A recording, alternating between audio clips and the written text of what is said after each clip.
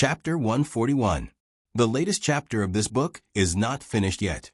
For more exciting content, please scan the QR code below to download the app. The novel will be updated faster. Millions of novels will be read for free. There are all kinds of novels that can't be found online. After vomiting, Concubine Ling seemed to realize something. She smiled and covered her mouth with a handkerchief. "I'm allergic to pollen." Gu Changqing's expression didn't change. "Why didn't you tell me earlier that you're allergic to pollen? You wouldn't have to take care of the greenhouse for grandmother if you did." Concubine Ling opened her mouth but didn't know what to say. "Take it away," Gu Changqing said to the servant. The servant took the plate of desserts away. Concubine Ling clearly saw the servant take a piece of dessert and put it into his mouth as he walked. Concubine Ling's eyelashes trembled. "Concubine Ling," Gu Changqing called her. Concubine Ling looked away and clenched her hands under her wide sleeves. She smiled and said, "What's wrong?" Gu Changqing looked at her and said, "I just said that since you're allergic to pollen, I won't let you take care of grandmother's greenhouse in the future. I'll talk to grandmother." Concubine Ling lowered her eyes and smiled. "I'll be careful. It won't get in the way." Gu Changqing said, "Why let you take the risk?" Concubine Ling smiled and looked at Gu Changqing. "Since you said so, then fine. But if you can't do it, remember to tell me." "Okay." Gu Changqing nodded slightly. Concubine Ling stood up. "It's getting late. You should rest. I'll go back." She had only taken a few steps when Gu Changqing suddenly stopped her. "How's grandmother?" "Huh?" Concubine Ling was slightly surprised. She turned around and looked at Gu Changqing with a smile. "She's in good health, but she misses her 3 little grandsons. If you have time, you can take Chung Feng and Chung Lin back to see her." "I will," Gu Changqing said. Concubine Ling didn't stay any longer. She turned and left the courtyard. On the way back, she passed by the greenhouse and saw a few servants and maids cleaning the greenhouse. "Pull out all the white flowers. Such a beautiful flower. It's a pity to pluck it." The old madam fell, and the crown prince took his anger out on these flowers. "That's enough. Don't talk about it anymore. Be careful not to spread it to the ears of the old madam and the heir." A chill ran down her spine. "Auntie, what's wrong?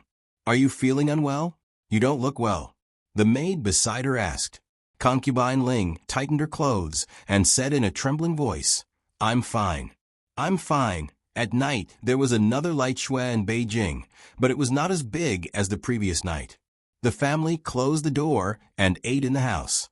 Gu Jiao made carrot and pork soup, tofu and mushroom soup, and a few side dishes. Little Jing Kong got today's delicious meal: vegetarian meatballs, green peppercorn, fried rice with sausage, and shrimp egg soup. He had recently unlocked the skill of eating eggs, and he felt that it was delicious. Jiao Jiao ordered a bowl of lovely egg soup every day. His tableware was beautiful, and the delicacy of the plate arrangement was much better than the other dishes. He ate with relish, and he didn't forget to stick out his chest, shake his head, and send a smug expression to the others. Xiao Lulang started to tutor Lin Qingye again, so he didn't come back for lunch every day. He ate with little Jing Kong at the Imperial College. Dinner became the most tidy part of the family every day.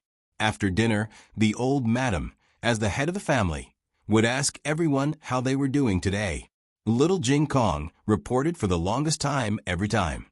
He was a taciturn child in school and was a very cold child. When he was at home, he was a little loudspeaker. He was lively, and he would only stop when Gu Jiao praised him.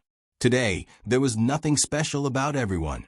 When it was Gu Jiao's turn, Gu Jiao hesitated for a moment, then told them about Yao Shi. She didn't tell them that Yao Shi was framed in the Hofu, and that Yao Shi almost died together with Gu Qinglin. She only told them that she wanted to bring Yao Shi over. Everyone liked Yao Shi, so they didn't have any objections. The only problem was the room. Gu Yan expressed that he could move in with Gu Xiaoshan and give the room to Yao Shi. Gu Xiaoshan nodded. His bed was big enough for 2 people to sleep on. "Tomorrow, I'll go with you?" Xiao Lulang asked Gu Jiao. He was talking about going together to bring Yao Shi over to live with him. Gu Jiao nodded and asked him, "You don't have classes tomorrow?" Xiao Lulang. "I have classes." Early the next morning, Gu Jiao went to the Hofu. Yao Shi had woken up early and was eating breakfast in a warm room. Seeing her daughter come over, she was very happy, but she was also a bit worried. She pulled her daughter's hand and sat down. "Have you eaten yet?" "I've eaten." Gu Jiao said, "I came to bring you out of the fu." Yao Shi was stunned. Gu Jiao paused and said, Are you willing to move out and live with us?" Yao Shi wanted to hear these words even in her dreams. Even in her dreams, she wanted to live with her daughter. But now was not the time. Yao Shi reached out and touched her daughter's hair. "You came so early just to bring me out of the fu?" Gu Jiao nodded honestly. Yao Shi looked at her daughter dotingly. "Jiao Jiao, have you truly accepted me?" Gu Jiao was silent. She didn't know. The one she didn't accept was not Yao Shi, but her mother. But Yao Shi was her mother. Yao Shi held her daughter's hand and gently said, "Jiao Jiao is worried about me." So she made a concession. "I am very moved and very happy. But right now, I still cannot move out and live with Jiao Jiao." "That concubine mother has a problem," Gu Jiao said. Sure enough, it was because she was worried about her. Yao Shi touched her daughter's face with relief and bitterness. "Mother knows. Mother can handle it. Trust Mother this once." If this was before knowing that she could move out with her daughter, she would have done it without hesitation. But she already knew about the situation in the greenhouse. She thought about it for an entire night, thinking about what she should do. Should she move out, or should she continue to stay in the manor? In the past, she did not fight because she felt that she could not see any hope. Her Yen could lose her life at any moment. She just wanted to protect Yen and stay away from the manor's affairs. But now, she did not think like this. There were some people that just avoiding them was useless. The three of them, mother and children, even being alive was a sin. More importantly, she knew that her daughter had been whipped to save her. If it was not for her incompetence, her daughter would not have been whipped to save her. Her heart was bleeding. Her daughter had done too much for her. She could not always hide behind her daughter and become a burden. She hoped that one day she would move out not because she had nowhere to go. She also hoped that one day, when she was gone, her daughter would remember her mother. It would not be a weak and pitiful mother who was besieged on all sides. It would be a mother that she could be proud of. This was the strength that her daughter gave her. If it was possible, Mother would not want you to be so capable. It was because she was too incompetent that her daughter had no choice but to be strong. She could not go on like this. She wanted to protect her daughter. Gu Jiao could not understand this emotion, but Gu Jiao respected Yao Shi's choice. If you need anything, the family welcomes you at any time. After Gu Jiao left, Yao Shi changed her clothes and put on 2 golden hair ornaments. She went to Pine Crane Courtyard to pay respects to old Madame Gu. Hearing that Yao Shi came to pay respects to her, old Madame Gu almost choked to death. "Who did you say came?" The servant said, "Madam, it's Madam. She came to pay respects to you." Ever since Yao Shi returned to the manor, she had not come to pay respects to old Madame Gu. What happened today? Did the sun rise from the west? Old Madame Gu was not in a good mood. Firstly, Gu Chunglin was still locked up in the ancestral hall. Secondly, she had been frightened by a thief and had an accident in the greenhouse. Unfortunately, her grandson had not caught the thief yet. She had never been so unlucky in her life. Hiss, her whole body hurt. Let her wait outside. Tell her that I have not woken up yet. Yao Shi was ignored for almost an hour, but she did not complain at all. Old Madame Gu laughed. "Oh, she's changed her personality?" If this was 10 years ago, she would have left with a sullen face. In the end, old Madame Gu called her in. Not only did Yao Shi come, she also brought snacks that she had made herself. Old Madame Gu laughed coldly. "What? Are you trying to poison me?" "Daughter-in-law does not dare," Yao Shi said, respectfully. Even the tone of his voice had changed, revealing a hint of flattery and fawning. Old Madame Gu could not help but look at Yao Shi again. In the past, Yao Shi was as cold as she could be.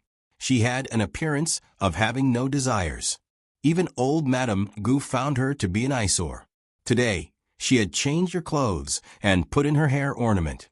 She finally had some self-awareness as a noble lady. As a woman, she had to dress herself up beautifully and be submissive in front of her mother-in-law. Old Madame Gu no longer felt like she had punched cotton. It was rare for her to find Yao Shi more pleasing to the eye. "Mother, please try it." Yao Shi presented the snacks with both hands. Her respectful appearance was full of praise. Old Madame Gu calmly picked it up and tasted it. Then, old Madame Gu was stunned. She could not tell that this poor daughter-in-law's cooking was so good.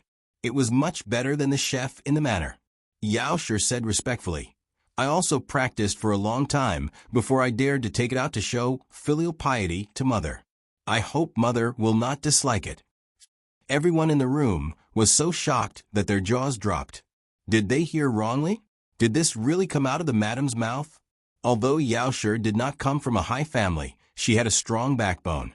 She was not willing to curry favor with old Madame Gu. Like concubine Ling, old Madame Gu was very pleased with Yao Shi's attitude. In addition, she was injured and did not have a good appetite. Yao Shi's snacks were somewhat edible. Yao Shi said gently, "Mother, let me give you a massage. The bruises on your body will be better after I massage them. Yen'er often feels uncomfortable. I've massaged him before, and the imperial doctor praised me for doing a good job." Old Madame Gu's body was in great pain. Hearing her say this, she hesitated, but still let her try. Yao Shi did not personally take care of Gu Yan all these years. She was indeed very good at massaging. She was much more professional than the young maidservants in the manor. The manor doctor could also massage, but after all, men and women should not touch each other. Old Madame Gu was very pleased. The places that Yao Shi massaged did not hurt as much. Of course, she felt comfortable. Yao Shi's appearance as a daughter-in-law finally gave her a sense of pride as a mother-in-law. "Mother, I've thought about Lin Er's matter." Hearing that Yao Shi still dared to mention Gu Chunlin, old Madame Gu's face darkened. Gu Chunlin was beaten to this state by her daughter, and because of the matter with Gu Yan, he was locked up in the ancestral hall by her eldest son. She still had the face to mention it. Yao Shi said, "When the heir returns to the manor tonight, I will go find him and ask him to release Lin. I will tell him that Yen is fine now." He was indeed alive and kicking. On the other hand, Gu Chunlin was beaten so badly by Gu Jiao that he could not get up even now. Old Madame Gu's expression softened. It was true that she hated Yao Shi's child, but the most important thing now was to release her precious grandson. Gu Chongqing might not listen to the words of others. Since the person involved did not pursue the matter, Gu Chongqing could not continue to hold onto Gu Chunlin and not let him go. Old Madame Gu said warily, "Why are you suddenly trying to curry favor with me?" Yao Shi lowered her eyes and sighed. This daughter-in-law has thought it through. All these years, this daughter-in-law has not fulfilled her duty as a daughter-in-law, and has troubled Mother. In the future, when Yen and Jiao Jiao grow up, they will have to rely on your protection. Sorry, Jiao Jiao, Mother will use you to show off her pitifulness first. No matter how hard one tried, flattery would never work. Old Madame Gu retracted her doubtful expression. "It's good that you know your place." On the other hand, concubine Ling came to greet old Madame Gu. As soon as she entered the room, she saw the strange scene of old Madame Gu and Yao Shi getting along harmoniously. Concubine Ling's expression froze. She could not believe her eyes. She was about to go forward and greet them when Yao Shi turned around and gestured for her to keep quiet. Yao Shi slowly stood up and pulled the blanket over old Madame Gu. Then, she gently lowered the curtain. Concubine Ling opened her mouth to speak, but stopped. Old Madame Gu was asleep. She could not wake her up. "I will come back later to serve Mother," Yao Shi said to the servants in the room and turned to leave. When she brushed past Concubine Ling, she said lightly, "Concubine Ling, why don't you leave too? Don't disturb Mother's rest." Since she had already said so, how could Concubine Ling not leave? Concubine Ling felt that it was very strange. Yao Shi today seemed to be different from before. What exactly had changed? It seemed to be her clothes, but it also seemed to be her aura. Concubine Ling followed behind Yao Shi and left Pine Crane Courtyard. Just as they left the courtyard, Yao Shi suddenly turned around and raised her hand to slap Concubine Ling. With a loud slap, Concubine Ling was stunned. The latest chapter of this book is not finished yet. For more exciting content, please scan the QR code below to download the app. The novel is updated even faster. Millions of novels are free to read. There are all the novels that can't be found online here. https://www.zhpqg.com/89642_896429730979. HTML Genius remembers the website address in a second. www.zhpqg.com Biku Go mobile version reading website. zhpqg.com.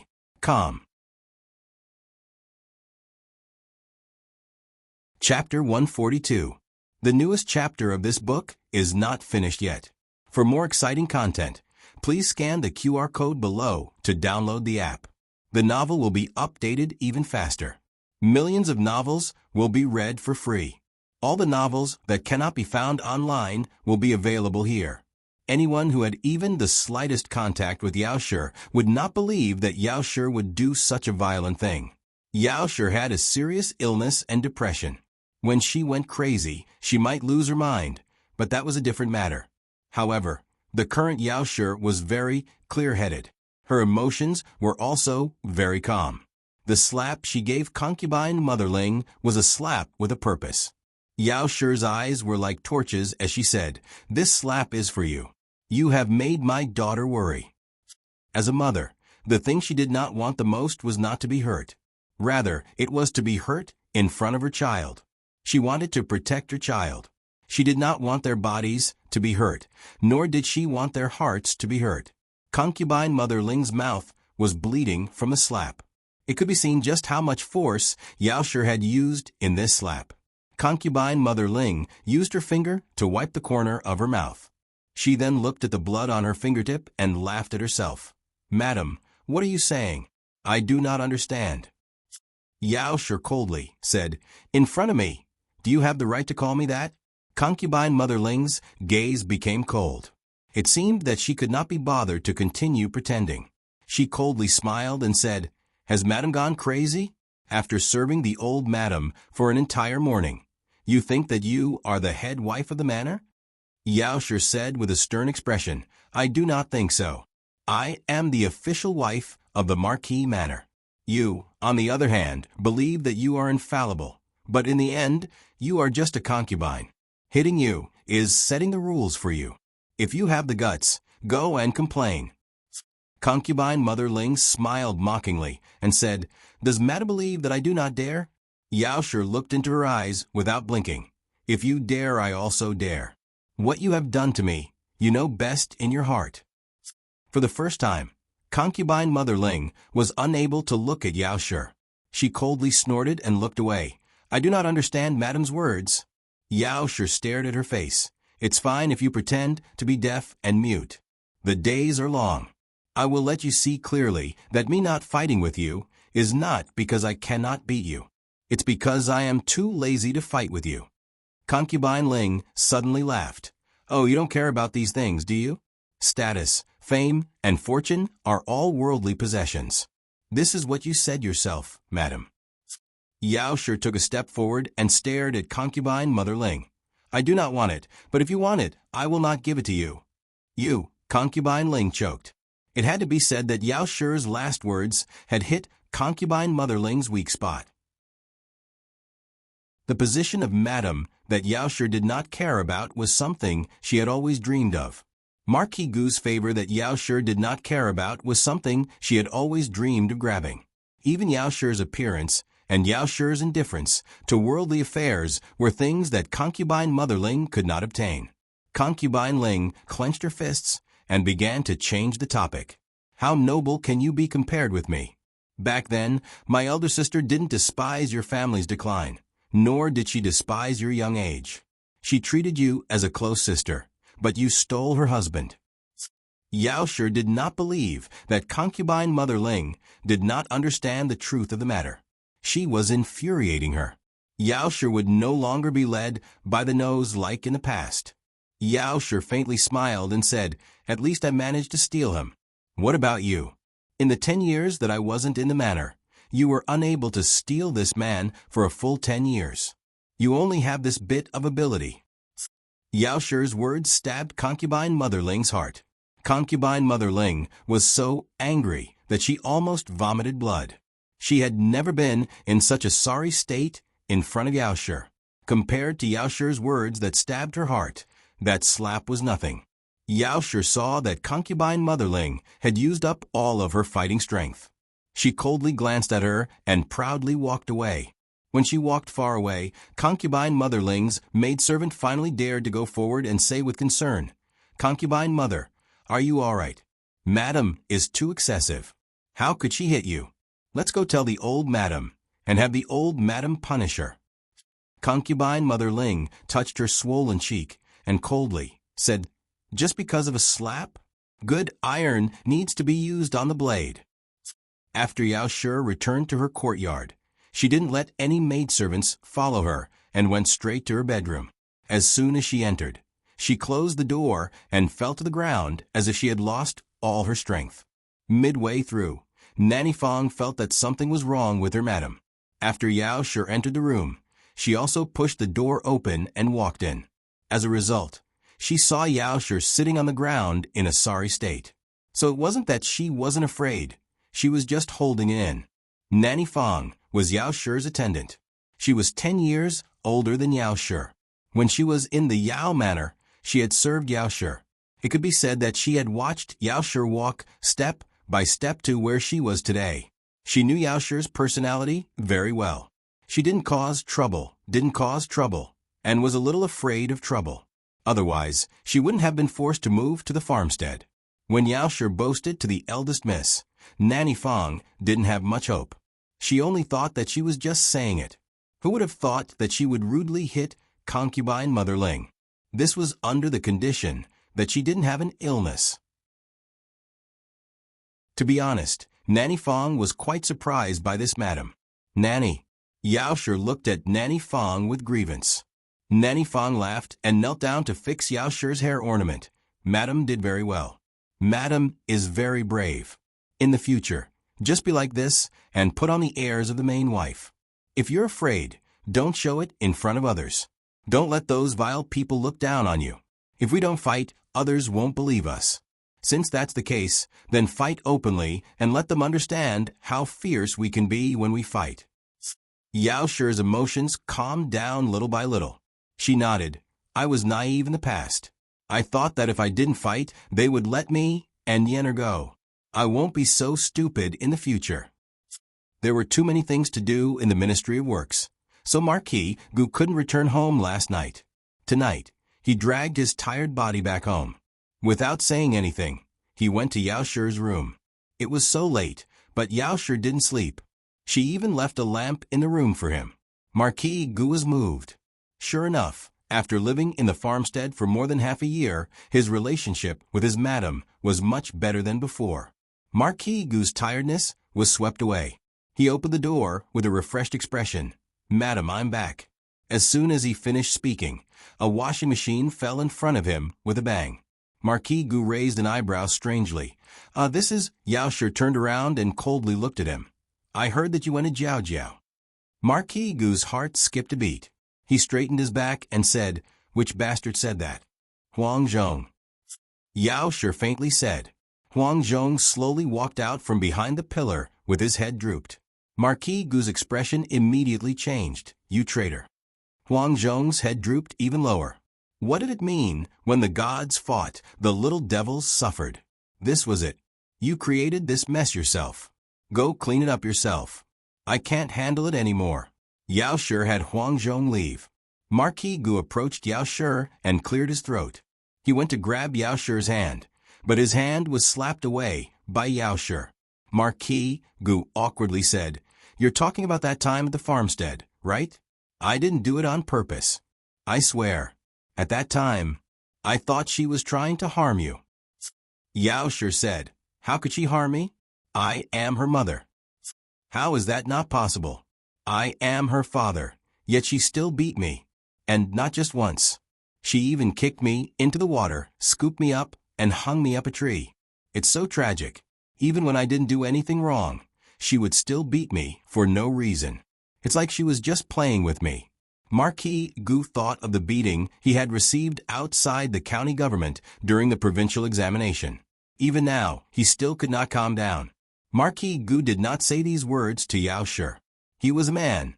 He also wanted face, all right?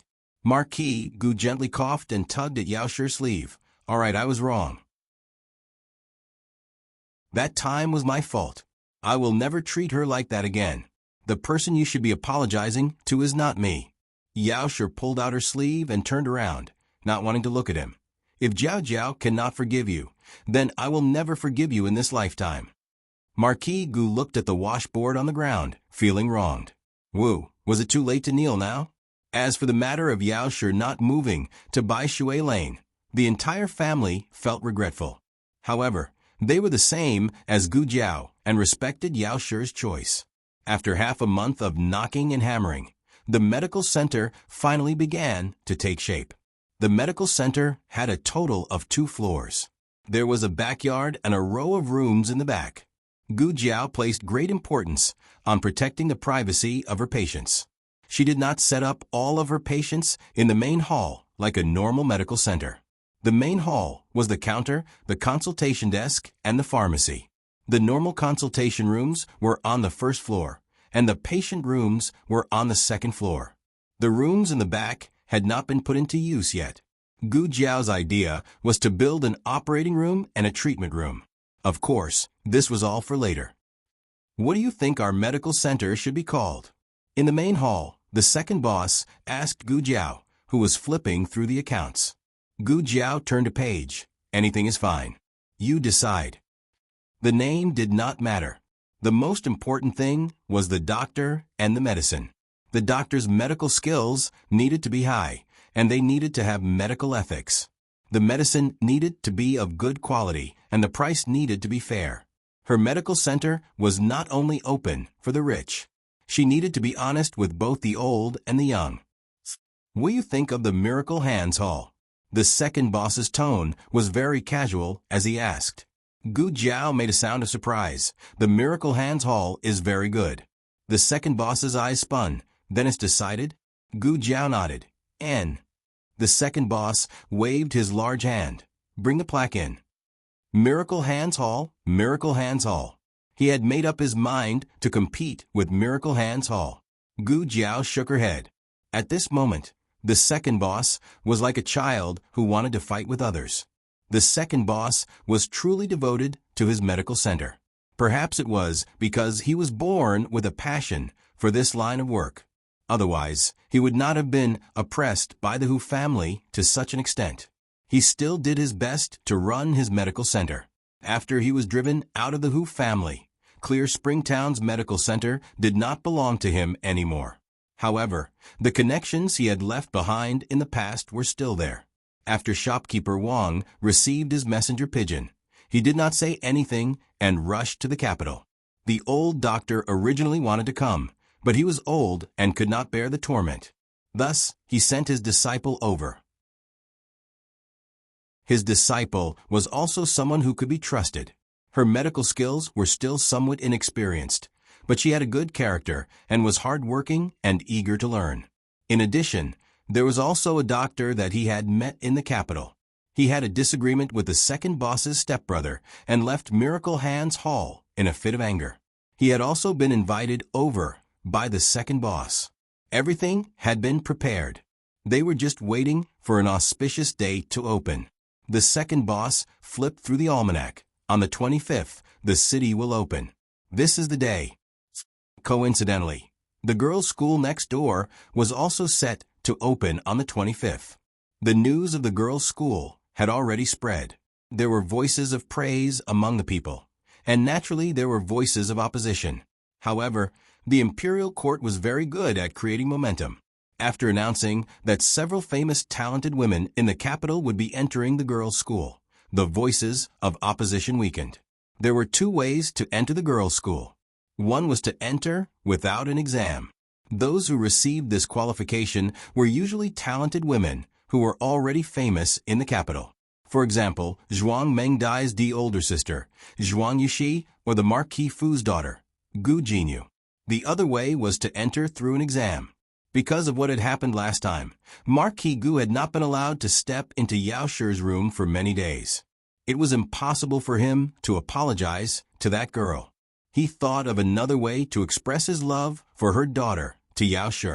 He entered the palace and asked to see Imperial Concubine Shu. Nyang Nyang, could you please help me get a spot to enter the girls' school? Imperial Concubine Shu heard this and was surprised. Doesn't Jinyu already have a spot? Marquis Gu rubbed his hands and said embarrassedly, It's not for Jinyu, it's for Jiao Jiao. Imperial Concubine Shu frowned. Jiao Jiao? That girl who grew up in the countryside? Marquis Gu nodded. Imperial Concubine Shu had no feelings for that girl. She did not like Yao Shi's children to begin with. She had also grown up in the countryside. She had heard that she was ignorant and ugly. This kind of person would only embarrass the Marquis Fu. Imperial Concubine Shu did not quite agree. Marquis Gu coaxed. Aya, I've let this child down. She has been wandering among the commoners for many years and suffered so much. As her father, I have never doted on her for even a day. Now I can't even handle her schooling. Imperial Concubine Shu did not believe that her brother really doted on that girl. If he really did, why would he wait until today to beg her? School was about to start. What was he doing so early? Did Yao Shi let you come? Imperial Concubine Shu asked. No, definitely not. Marquis Gu shook his head like a rattledrum. If he said it wasn't, then it wasn't? Imperial Concubine Shu did not believe it. But in the end, he was her brother. Imperial Concubine Shu still agreed. Imperial Concubine Shu was not familiar with the Crown Princess. She directly went to find His Majesty. His Majesty did not say anything and had someone go to the Eastern Palace to get an invitation for her. The newest chapter of this book is not finished yet. For more exciting content, please scan the QR code below to download the app. Novels are updated even more quickly. Millions of novels to read for free. Novels with content that cannot be found online are all available here. https://www.zhhbqg.com/896442_89642826/114697597. HTML Genius memorized this website's address in a second. www.zhhbqg.com Bikuga mobile reading website. zhhbqg.com. Chapter 143. The latest chapter of this book is not finished yet. For more exciting content, please scan the QR code below to download the app. Novels are updated faster. Millions of novels are free to read. Novels with content that can't be found online are all available here. After Marquis Gu received the admission card, he directly asked Huang Zhong to send it to Gu Jiao. He had already thought about it. On the first day of the girls' school, he would take his wife to the girls' school and give her a big surprise. His wife saw his efforts for her daughter with her own eyes. She should believe his love for her daughter. Of course, he considered that the girl might not appreciate it. As smart as he was, he had already thought of a countermeasure. Eldest Miss, Marquis Gu said that as long as you agree to go to the girls' school, he will give you 500 taels of silver. In the medical center, Huang Zhong truthfully passed on Marquis Gu's words. Gu Jiao was working. When she heard this, she put down the herbs in her hands. Are you sure? Huang Zhong said, I'm sure. I even brought the banknotes. Gu Jiao said, give the money with one hand and receive the admission card with the other. Huang Zhong, why does this sound a bit wrong? Huang Zhong said seriously, Eldest Miss, you have to swear. Gu Jiao pointed her finger. Okay, I swear, I agree to go to the girls' school. Huang Zhong nodded with satisfaction and gave the admission card and the banknotes to Gu Jiao. What Huang Zhong didn't know was that as soon as he left, Gu Jiao put up the admission card on the door of the medical center.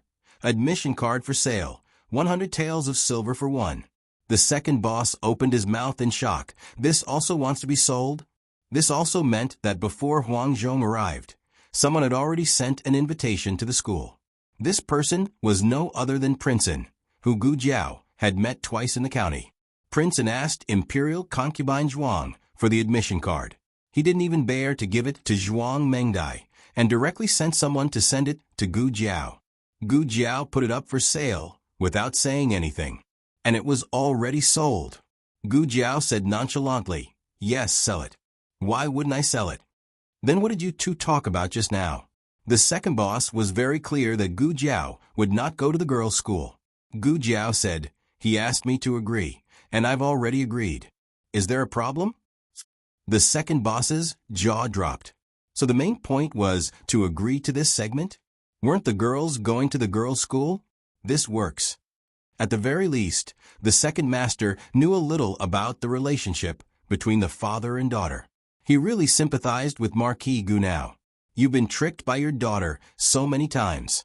Why don't you learn your lesson?" The person who came to buy the second card soon appeared. It was also an acquaintance, an unexpected acquaintance. "Do you really have the admission cards for the girls' school next door?" A young lady dressed in luxurious clothes walked in arrogantly. Xiao Liuzi felt that he couldn't receive this person, so he quickly called the second boss over. The second boss had never seen her before. Seeing that she was not dressed like an ordinary noble lady, he didn't dare to neglect her. He politely cupped his hands and said, "We have it here." "Miss, do you want to buy it?" The young lady arrogantly asked, "How do I know if your admission cards are real or not?" The second boss smiled and said, "Miss, you look like a person with status. With such a big medical center opened here, the monk can run away, but the temple can't run away. If it's fake, you can just send people to smash my medical center." The young lady looked up at the brand new plaque above her head and felt that the other party's words were not without reason. Their family's power was monstrous. If they really dared to deceive her, she would smash this shop and send everyone to jail. The young lady took out a 100 tael banknote. The second boss was about to take it in his hands. At this time, Xiao Liuzi hurriedly walked over and whispered something in the second boss's ear. The second boss's eyebrows jumped and his hand that was about to take the banknote stopped. "What's wrong?" the young lady asked. The second boss smiled and said, "The admission card. 200 taels. Didn't it say 100 taels? That was the previous price. You're still raising the price? Are you buying or not? If you're not buying, then I'll buy." Behind the young lady came another person who wanted to buy the admission card. This person was not the medical center's shill, but was sincerely looking to buy. The young lady fiercely glared at her. "Who said I'm not buying? How much is it?" The second boss smiled and showed 2 fingers. The young lady sucked in a breath of cold air. She was about to say that they were going to double the price when she saw the second boss show the remaining fingers. 500 taels. The second boss wanted to cry. Miss Gu, why are you cheating me like this? Aren't you afraid that this rich young lady will smash our medical center in anger?" The young lady was really angry. "Do you believe that I won't smash your shop? If you can't afford it, then get out of the way. I'll buy."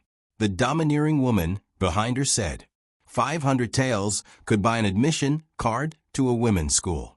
Although it was painful to be able to gather together with all the talented women in the capital, for people like them who could not pass the exam, it was the only way out. "Who said I can't afford it?" The young lady clenched her teeth and took out 4 banknotes from her purse. She used the sky-high price of 500 taels to buy the admission card that her brother had asked for. The second boss looked at the 500 taels in his hand and felt that it was not real. He took the banknotes to the consultation room behind the medicine cabinet and asked Gu Jiao, "Who is that young lady? Do you know her?" Gu Jiao lightly said, "I know her. She is the Zhuang family's young lady, Zhuang Mengdai." The second boss sucked in a breath of cold air. Which Zhuang family?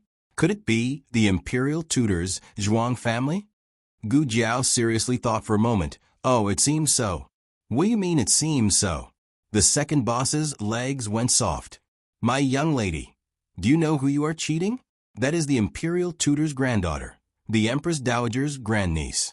Dongdong's fingers can crush our medical center. It's fine if we didn't hand over the admission card, but we raised the price and cheated them of 500 taels. The second boss grabbed his philtrum again and fell down magnificently. The news of the admission cards being sold quickly spread to the women's school. The main reason was that Zhuang Mengdai, this simple-minded person, said to everyone that she met that she also had an admission card. Even though she did not say that she had spent money to buy it, based on her uneducated reputation, everyone could guess that something was fishy. It was a coincidence that the crown princess was traveling incognito today. When she passed by the women's school on her way back, she heard the commotion. She had the female official go investigate. The female official returned to the carriage and reported, "Crown Princess, there are people openly selling admission cards for the women's school." There was such a thing? Even though the women's school was not opened by the Crown Princess, she was responsible for many things. For example, the admission cards for the women's school had been personally designed by her and given to the Bureau of the Imperial Palace to order. She knew how many had been given out. She also knew who had been given out to, other than the ones that the Crown Prince had given out as a favor. "How many have been sold?" she asked. The female official said, "2. It was sold by that medical hall. I don't know where they got the cards, but they were sold just like that." The Crown Princess frowned. "Who bought them all?" The female official replied, "This servant did not see the first buyer with my own eyes, but from the description of the waiter, it seemed to be the Du family's 5th young Mississippi. This servant saw the second buyer. It was Miss Zhuang Mengdai. Zhuang Mengdai was famous for being an idiot in the capital. Even though she was the daughter of the Zhuang family, the Crown Princess did not give her an admission card. The Zhuang family was a scholarly family, so it was rare for them to have such an idiot. Her sister, Zhuang Yueshi, was a veritable talented woman. However, when the Crown Princess gave Zhuang Yueshi an admission card, some people once guessed that Zhuang Yueshi would give the card to her sister and enter the school herself. It seemed that the relationship between these two sisters was not as harmonious as outsiders guessed. The palace maid suddenly said, "Strange, Crown Princess. Didn't noble consort Zhuang ask you for an admission card? She didn't ask for it for Zhuang Mengdai?" The Crown Princess shook her head slightly. "I'm not sure." The palace maid sighed. "And that Du family's 5th young miss, I'm afraid she will annoy the 3rd princess consort again." The 3rd princess consort's surname was Du, and Du family's 5th young miss was her biological sister. The 3rd prince was from the eldest prince's line and did not get along with the crown prince. The 3rd princess consort and the crown princess had always been at odds with each other. In fact, the 3rd princess consort was also a talented woman in the capital. Her zither skills were the best in the capital, but it was not enough for the crown princess. It was said that the crown princess had seen the real Fuxi zither when she went on a diplomatic mission to the state of Liang when she was young. Just this point alone was enough to make the 3rd princess consort jealous for a long time. And the 3rd princess consort's biological sister was the crown princess's diehard fan. Everyone inside the school knew that it was His Majesty's idea, but to outsiders, it was in the name of the crown princess. Naturally, the 3rd princess consort would not allow her sister to promote the crown princess. It was impossible for Du Xiaoyun to take the exam, and the admission card could not be delivered to her. Du Xiaoyun was very worried, so when she saw Gu Jiao selling the admission card, she bought it without hesitation. The female official asked, "Do you want to get the card back?" This was because the school for women had just opened and everything was not standardized. Otherwise, who would dare to sell the admission card if it was the Imperial College? That person would be beaten with a plank and would not be able to take the exam for the rest of their lives. The crown princess sighed faintly. Forget it. If they want to sell it, then sell it. The school for women is for women who really want to learn. Zhuang Mengdai did not care, but the female official felt sorry. For fifth Miss Du, she will be beaten again. That's right.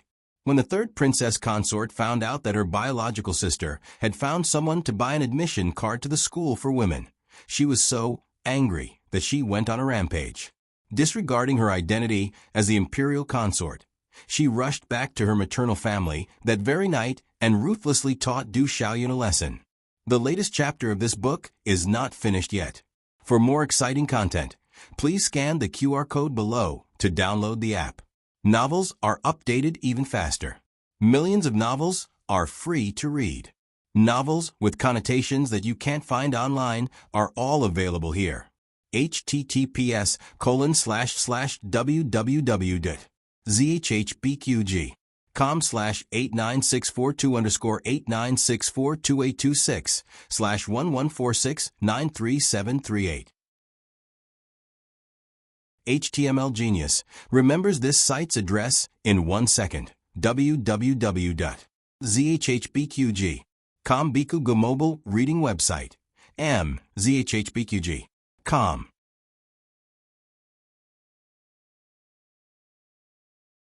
Chapter 144. The newest chapter of this book is not finished yet. For more exciting content, please scan the QR code below to download the app. Novels are updated even faster. Millions of novels are free to read. Novels with content that can't be found online are all available here. Du Xiaoyun howled from the beating and ran around the room. Look at you, so crude. How are you an imperial consort? The crown prince consort won't be like you. You should learn from him. Little wench, you're rebelling. The third imperial consort angrily threw down her ruler and took off her shoe. She used the sole of her shoe to slap her younger sister. The person that the third imperial consort hated the most in this life was the crown prince consort. In reality, in terms of family background, the third imperial consort was stronger than the crown prince consort. The third imperial consort's mother was the legitimate daughter of Duke Luo's Fu. Of the 4 major families in the capital, Marquis Xianping Fu ranked first, followed by Duke Luo Fu. The crown prince consort's maternal family wasn't very powerful. She relied on her own talent to get to where she was today. The third imperial consort was the same age as the crown prince consort. She entered the palace as a study companion for the princesses. The two were compared almost from a young age. The crown prince consort was better than her in every aspect. Not only was she smarter and prettier than her, she was also more liked by the princes and princesses. The only thing that the third imperial consort was better at was the zither. But even this bit of limelight was completely stolen by the crown prince consort after she saw the real Fushi zither. How could the third imperial consort not be jealous of her? However, the third imperial consort was engaged to the imperial family, while the woman who stole her limelight was only engaged to a young marquis. That little childhood friend was 3 years younger than her. In reality, the young Marquis of Zhao Du had a greater reputation in the capital than the third imperial consort. But no matter how great his reputation was, he was still a subject, while the third imperial consort was the monarch. The third imperial consort found a wonderful balance in her heart. Unfortunately, the young marquis died in a fire not long after. Her fiancé died before she married, so he had to die. She cursed him to death. The third imperial consort was waiting to see her archenemy make a fool of herself. Who knew that after the mourning period, she married the crown prince and successfully became her imperial sister-in-law. The crown prince consort was the future empress. She was just a consort that would be sent to a fief. Even more tragic was that she had to bow to her archenemy. That was what everyone in Beijing said. Ever since she was young, the crown princess has been more outstanding than the third princess consort. No wonder the crown princess is a head taller than her when she marries. The entire Jing city loved the crown princess. As long as the crown princess existed, no one would see the third imperial consort. She couldn't control other people, but she could at least control her biological sister. The third princess consort was still angry after beating her sister. She said fiercely, If you dare to go to a girls' school, I will break your legs. Du Xiaoyun's stubborn temper was exactly the same as the third princess consort's. Hit me. If you have the ability, then fight right now. Even if you break it, I'll crawl over you. The third princess consort was furious. She threw away her shoes and picked up the broom beside her. Seeing that her younger daughter was about to be beaten to death by her elder daughter, Mrs. Du hurried to mediate. Well, you two sisters should stop arguing. Isn't it just studying? Just let her study. It's not like you don't know how much she loved studying since she was young. The third princess consort said angrily. Does she love studying? She is trying to curry favor with the crown prince consort. Du Xiaoyun stared at Bird's nest hair and face full of bumps and snorted. Yes. I want to curry favor with her. Who told her to be so outstanding? She is proficient in zither, chess, calligraphy, and painting. She is way better than you. The third princess consort had a good relationship with her maternal family and never put on airs in front of them. Otherwise, Du Xiaoyun would have been dragged out and beaten to death 100 times for offending her superior like this. Shut up. Mrs. Du scolded her younger daughter fiercely. However, everyone knew that it was fine if she didn't get the invitation. But once she got it, she wouldn't give up going to a girls' school so easily. The third princess consort was so angry that she sat on the carriage back to the mansion with a dark face. The third prince's mansion was on Vermilion Bird Avenue, which was quite far from here. On the way back, the third princess consort was upset and felt that the carriage was even more bumpy than usual. That stinky girl, I'm so angry. I'm so angry. Is there no one better than the crown prince consort in the world? I'm her biological sister. Look at how she is helping an outsider. As the third princess consort scolded, she felt that her stomach was hurting from anger. The two accompanying maids obediently sat on both sides of her and didn't even dare to breathe loudly. Say something, the third princess consort said with a frown. The two maids trembled and looked at each other. Maid Su said, But third princess consort, is it really okay for you to beat fifth miss like that? She's your biological sister. If this spreads out, what Maid Su really wanted to say was that your reputation is no longer as good as the crown prince consort's. If it gets any worse, there won't be any place to criticize you. The third princess consort gritted her teeth and said, Does she have any awareness of her biological sister? Which family's younger sister would always speak up for outsiders? I asked her to learn the Guqin for me, but she refused and said that I can't play as well as the crown prince consort. What a joke, can she understand? As soon as she finished speaking, the third princess consort felt that her stomach hurt even more. It was all because of that girl. The third princess consort held her stomach and frowned tightly. The two maids sensed that something was wrong. Maid Su asked, Master, are you okay? Ouch. The third princess consort couldn't help but groan. She rubbed her stomach and held onto the corner of the table, saying, Hurry back to the estate and slow down the carriage. The two maids were stunned. Did they want the carriage to be slow or fast? The third princess consort was in so much pain that she broke out in a cold sweat. She wanted nothing more than to return to the estate immediately, but with every violent jolt, she would hurt even more. Seeing that her face had turned pale, the two maids didn't know if she was angered by fifth miss or really felt uncomfortable somewhere. I'm not.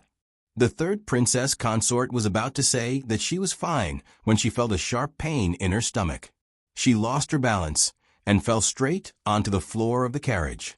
This frightened the two maids. Maid Su shouted, Stop the carriage. Stop the carriage now. The carriage driver stopped the carriage. Although the jolts were no longer jolting, the third princess consort symptoms didn't ease at all. She was still in so much pain that she wanted to die. What should we do, Sister Su? Maid Lu asked with trepidation. Maid Su knelt beside the third princess consort. She was also frightened when she saw the other party rolling around in pain. The third princess consort probably couldn't hold on until they returned to the estate. She lifted the curtain and asked the carriage driver, Is there a clinic nearby? The carriage driver thought for a moment and said, The girls' school is just up ahead. I remember that there's a clinic next to the girls' school. Maid Sue hurriedly said, Why aren't you going? Yes. The carriage driver drove the carriage to the clinic. Maid Sue hurriedly jumped off the carriage. Doctor. Is there a doctor? The second boss walked out and said, Miss, our clinic hasn't opened yet. Are you? Inside the carriage, the third princess consort screamed in pain. The second boss's heart skipped a beat. He knew that it wasn't a minor illness, so it wasn't good to ask someone to find another clinic. He hurriedly went to the second floor and found Gu Jiao, who was cleaning the side room. There's a patient. It's a woman. Gu Jiao put down the broom, took off her overcoat, and went downstairs. Where's the doctor? Maid Sue asked. This is the doctor. The second boss pointed at Gu Jiao and said. A female doctor? Maid Sue frowned. There were doctors in Zhao country, so there were naturally female doctors. However, the female doctors' medical skills weren't as good as the doctors, so their status was very low. In the imperial palace, the female doctors were assistants to the imperial physicians. They couldn't treat the concubines alone. Maid Sue said sternly, How can a female doctor be enough? Call your doctor out. Gu Jiao wouldn't allow anyone to be fierce to her people. She stood in front of the second boss and said, I'm the doctor. If you want to see, then see. If you don't, then get lost. Maid Sue choked. The third princess consort was in even more pain. Maid Lu lifted the curtain and said in a choked voice, Sister Sue, hurry up and let her in. Third, Madam seems to be dying. Maid Sue's heart skipped a beat. Gu Jiao got into the carriage. The sky was a bit dark, so there wasn't much light in the carriage. Light all the oil lamps, she said. Female official Lu lit up all the spare oil lamps. Gu Jiao carefully looked at the third princess consort. She saw that she was holding the right side of her stomach. Gu Jiao knelt down and took away her hand. She found the lower right side of her stomach and pressed on the spot where the my point was. Does it hurt here? Yes. The third princess consort was in so much pain that she almost fainted. Gu Jiao let go of her hand and said, It's acute appendicitis. You need immediate surgery. Need what? Maid Lu didn't understand Gu Jiao's words. Gu Jiao looked at the third princess consort who was in pain and said seriously, Surgery. I want to cut open your stomach and take out the inflamed appendix. Maid Lu was so shocked that she stuttered and stammered. You want to cut open the third madam's stomach? The third princess consort looked at Gu Jiao with a pale face. She seemed to be waiting for her explanation. Gu Jiao looked into the third princess consort's eyes without blinking. Your situation is very urgent. The medicine can't control it. If you don't do as I say, you will die soon. The terrible thing about acute appendicitis was that if it wasn't treated in time, it could cause perforation of the appendix and cause peritonitis. The death rate was very high. A trace of panic flashed through the third princess consort's eyes. No. Maid Sue got on the carriage and stood in front of the third princess consort. You are just a little female doctor. How dare you try to cut open my madam's stomach? I think you are just an alarmist. Say it. How much money do you want? I'm not an alarmist. It's up to you whether you want to treat me or not. Gu Jiao finished speaking and got up to walk out. She had just walked a few steps when her wrist was caught by a cold hand. The third princess consort held it tightly. She almost used all her strength. Can you really save me? Madam. The two female officers' faces changed color. Was the third princess consort for real? Was she really going to let this female doctor cut open her stomach? She was crazy. This female doctor was crazy. The third princess consort was also crazy. Maid Sue said, Madam, don't listen to her. I'll go get the imperial doctor now. Gu Jiao said calmly, Go ahead. No. The third princess consort held Gu Jiao's wrist tightly. She had seen this disease before. Before she got married, her wet nurse was in pain here. The pain was exactly the same as hers, and the symptoms were the same. She asked the imperial doctor to treat her, but the imperial doctor couldn't cure her. Her wet nurse was in so much pain that she died. She was going to die too. Maid Sue said, "Madam, you can't." As a princess consort, she couldn't have a knife wound on her body. When she entered the palace, if there was a small flaw on her body, she would be eliminated. Although she was married now, she was still a princess consort. Her body didn't belong to her. It belonged to the third prince. Without the third prince's consent, she couldn't abuse her body at will. She was in so much pain that she couldn't speak, but Gu Jiao understood from her eyes. Gu Jiao carried the third princess consort down from a carriage. The two maids couldn't stop Gu Jiao. Maid Sue said to the coachman, "Hurry back to the manor and inform His Highness." Yes.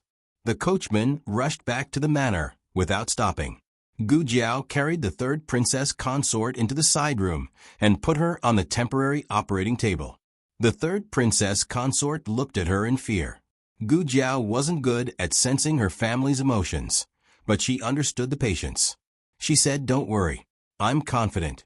I've done many surgeries. I'm not an ordinary female doctor.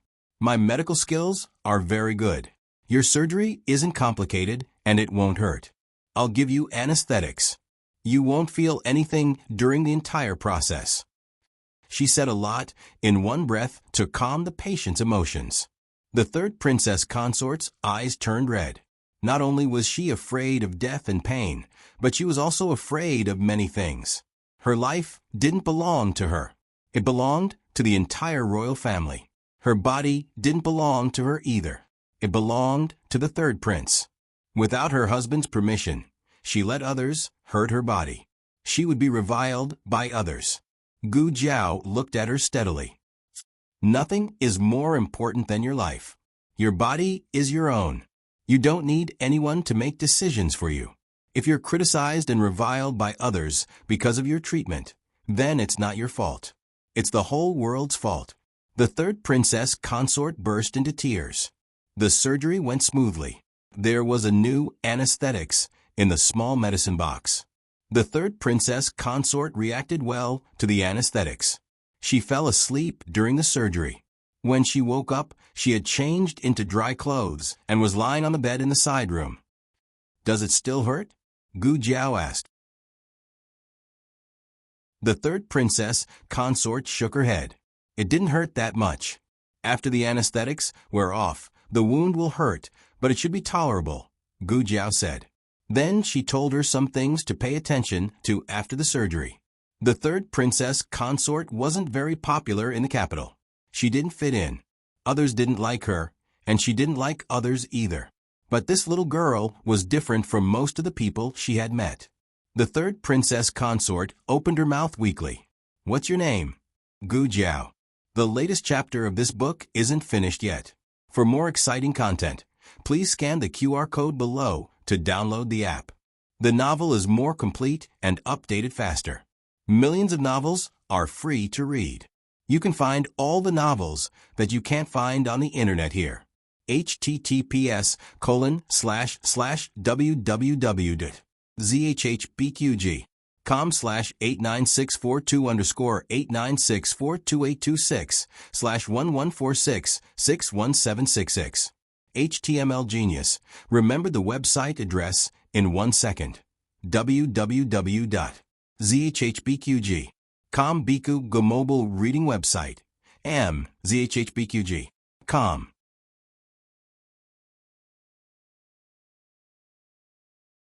Chapter 145. The latest chapter of this book is not finished yet. For more exciting content, please scan the QR code below to download the app. The novel is more complete and updated faster. Millions of novels are free to read. There are all kinds of novels that can't be found on the internet. Soon, people from the third prince's mansion came to the door. The third prince was in the royal study. The coachman didn't see him, so he had to call the guards from the mansion. It was said that the situation was very serious. More than a dozen guards came, as well as an accompanying doctor from the mansion. When Maid Sue saw them, her hope was ignited. She ran out of the clinic with her dress in hand. She pointed at the second master and said, "Just in time. They kidnapped the third princess consort." The third princess consort is locked up by them. Go in and save her." When the second master saw so many guards rushing in, he thought that he was not afraid of the emperor. They opened a clinic and practiced medicine. It was reasonable for them to go to the government office. But when he heard the words, "the third princess consort," his legs went soft. Was there a mistake? The patient inside was the third princess consort? The daughter-in-law of the emperor? His little goop cut the belly of the third princess consort. The second master pinched his philtrum and fainted again. The clinic was still in the preparation stage. There were many people in the lobby, including shopkeeper Wang, Little Six, the apprentices of the old doctor, and some newly recruited workers. Everyone was controlled by the guards of the third prince's mansion. The leading guard was about to rush into the wing room to save the third princess consort when the door of the wing room creaked open. The third princess consort grabbed Gu Jiao's hand and walked out with difficulty. Her other hand instinctively covered the wound. Her face was still pale, but she was much better than when she was half dead in the carriage. The guard saw her and bowed to her apologetically. The third princess consort glanced at the crowd coldly. She said weakly, but with the same vigor, "Are you all against me? Why aren't you releasing him?" The guards looked at each other. The effect of the anesthetic was slowly wearing off. The third princess consort felt the pain from the wound. But as Gu Jiao said, it was bearable. She could clearly feel that she had narrowly escaped death. She looked at the guards in the room coldly. "What? My words don't work, do they? Who gave you the guts? When I get back, I'd like to ask His Highness if he was the one who told you to look down on me." This subordinate dares not. The leader of the guards sheathed his sword and made a gesture to the others. Everyone let go of the people from the medical center and sheathed their swords. Maid Su walked over worriedly. "Third princess, are you okay?" The third princess consort leaned on Gu Jiao weakly. "I don't have the strength to hit you now. I'll deal with you when we get back." If not for the fact that the operation was over, this girl would have killed her by barging in with her men. Of course, Gu Jiao had considered this, so she ended the operation as soon as possible. The third princess consort didn't know about Gu Jiao's thoughtfulness, but she was grateful for her actions tonight. Gu Jiao not only saved her life, but also her dignity. "Miss Gu, goodbye," she said weakly. Gu Jiao said, "Take out the stitches in 7 days." The third princess consort nodded with difficulty. "Okay, I'll keep it in mind." She was about to collapse at any moment. Maid Su and Maid Lu hurriedly took her from Gu Jiao and helped her into the carriage to return to the residence. 7 days later, the third princess consort didn't come to take out the stitches. Gu Jiao wasn't worried. Since she was the third princess consort, there must be a doctor with excellent medical skills in the mansion. There were also imperial doctors in the palace. Taking out the stitches wasn't a problem for them. On a sunny morning, the medical center opened for business. The whole family got up early to support the medical center. Even the old lady, who always stayed in bed until late in the morning, got up. However, because the Imperial College and the Qinghe Academy weren't on holiday today, Gu Jiao refused the four people's request for leave. She appreciated their kindness. The four people thought, "Why is it so difficult to skip class?"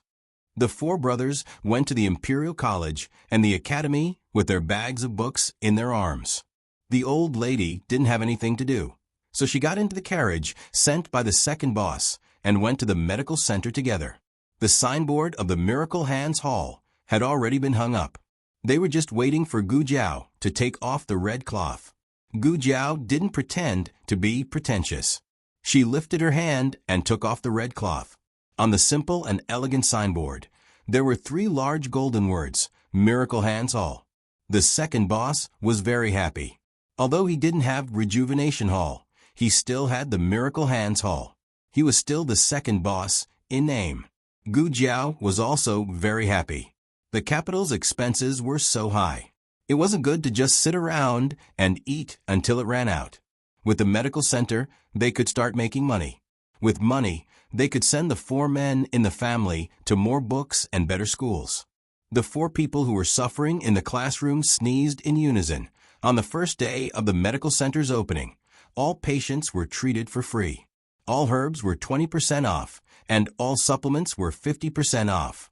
In addition, a bowl of secret longan and red date tea was given for free. This tea was made with high-quality dried red dates and longan meat.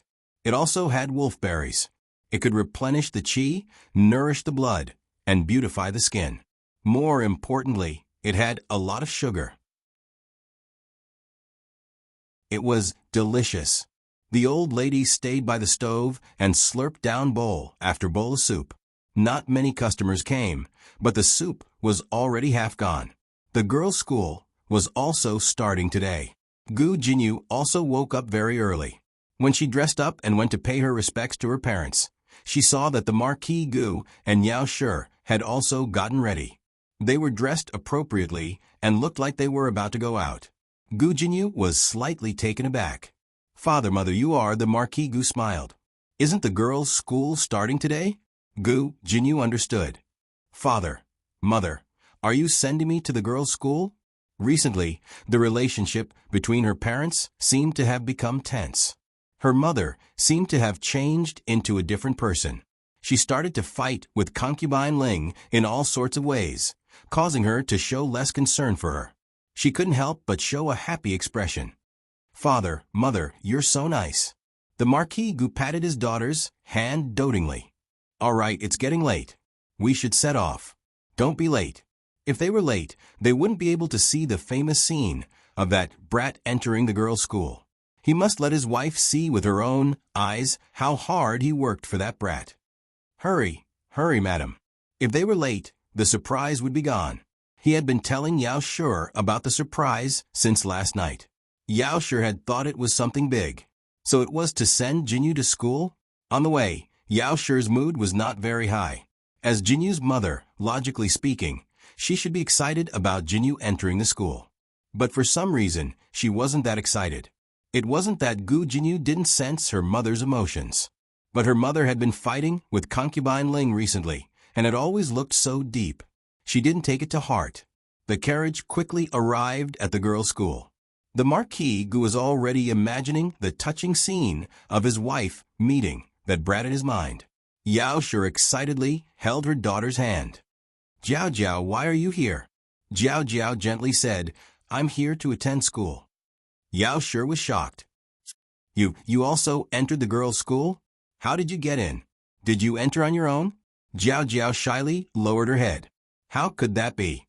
I grew up in the countryside and didn't know a single word. It's all thanks to Father. It was Father who painstakingly helped me get a school invitation. Father is really too good to me. Mother, don't be angry at Father." Yao Shi looked at him in shame and took his hand. "Marquis Gu, I wronged you in the past. So you're the father who dotes on your daughter the most in the world. Let's mend our relationship. Come to my room tonight." "Ha ha ha. Ha ha ha. Ha ha ha." Marquis Gu put his hands on his hips and imagined. He laughed like a fool in the carriage. Yao Shi and Gu Jinyu looked at him in shock, until Yao Shi lifted the curtain and saw Gu Jiao Jiao. Jiao Jiao. Yao Shi lifted the curtain and quickly got out of the carriage. She excitedly walked toward her daughter and held her daughter's hand. Marquis Gu immediately returned to his senses. It's here. The moment that belonged to him had arrived. He was finally going to wash away his shame and change his ways. He was going to reach the pinnacle of his life. Gu Jinyu's expression darkened. Her mother had been listless early in the morning. She had thought that she was tired. After seeing her biological daughter, her face instantly glowed. Clearly, she was the one who should have received the most attention today. "Jiao Jiao, why are you here?" Yao Shi asked. "Marquis Gu, tell me. I'm here to go to school." Gu Jiao Jiao said, "I'm here to work." Marquis Gu. Yao Shi also did not understand why her daughter had come here to work. Gu Jiao Jiao pointed at the medical center behind her and said, "The medical center is open for business." Yao Shi did not know that her daughter had partnered with the second boss to open a medical center. Marquis Gu also did not know. Last time, He had Huang Zhong go to Jade Water Alley to find Gu Jiao. Gu Jiao was not in the residence. The matriarch said that Gu Jiao had gone to the medical center next to the girls' school. Huang Zhong had reported this to Marquis Gu. Marquis Gu only thought that she had gone to be someone's medicine boy again. Marquis Gu was furious. Wasn't it better to be a high and mighty student?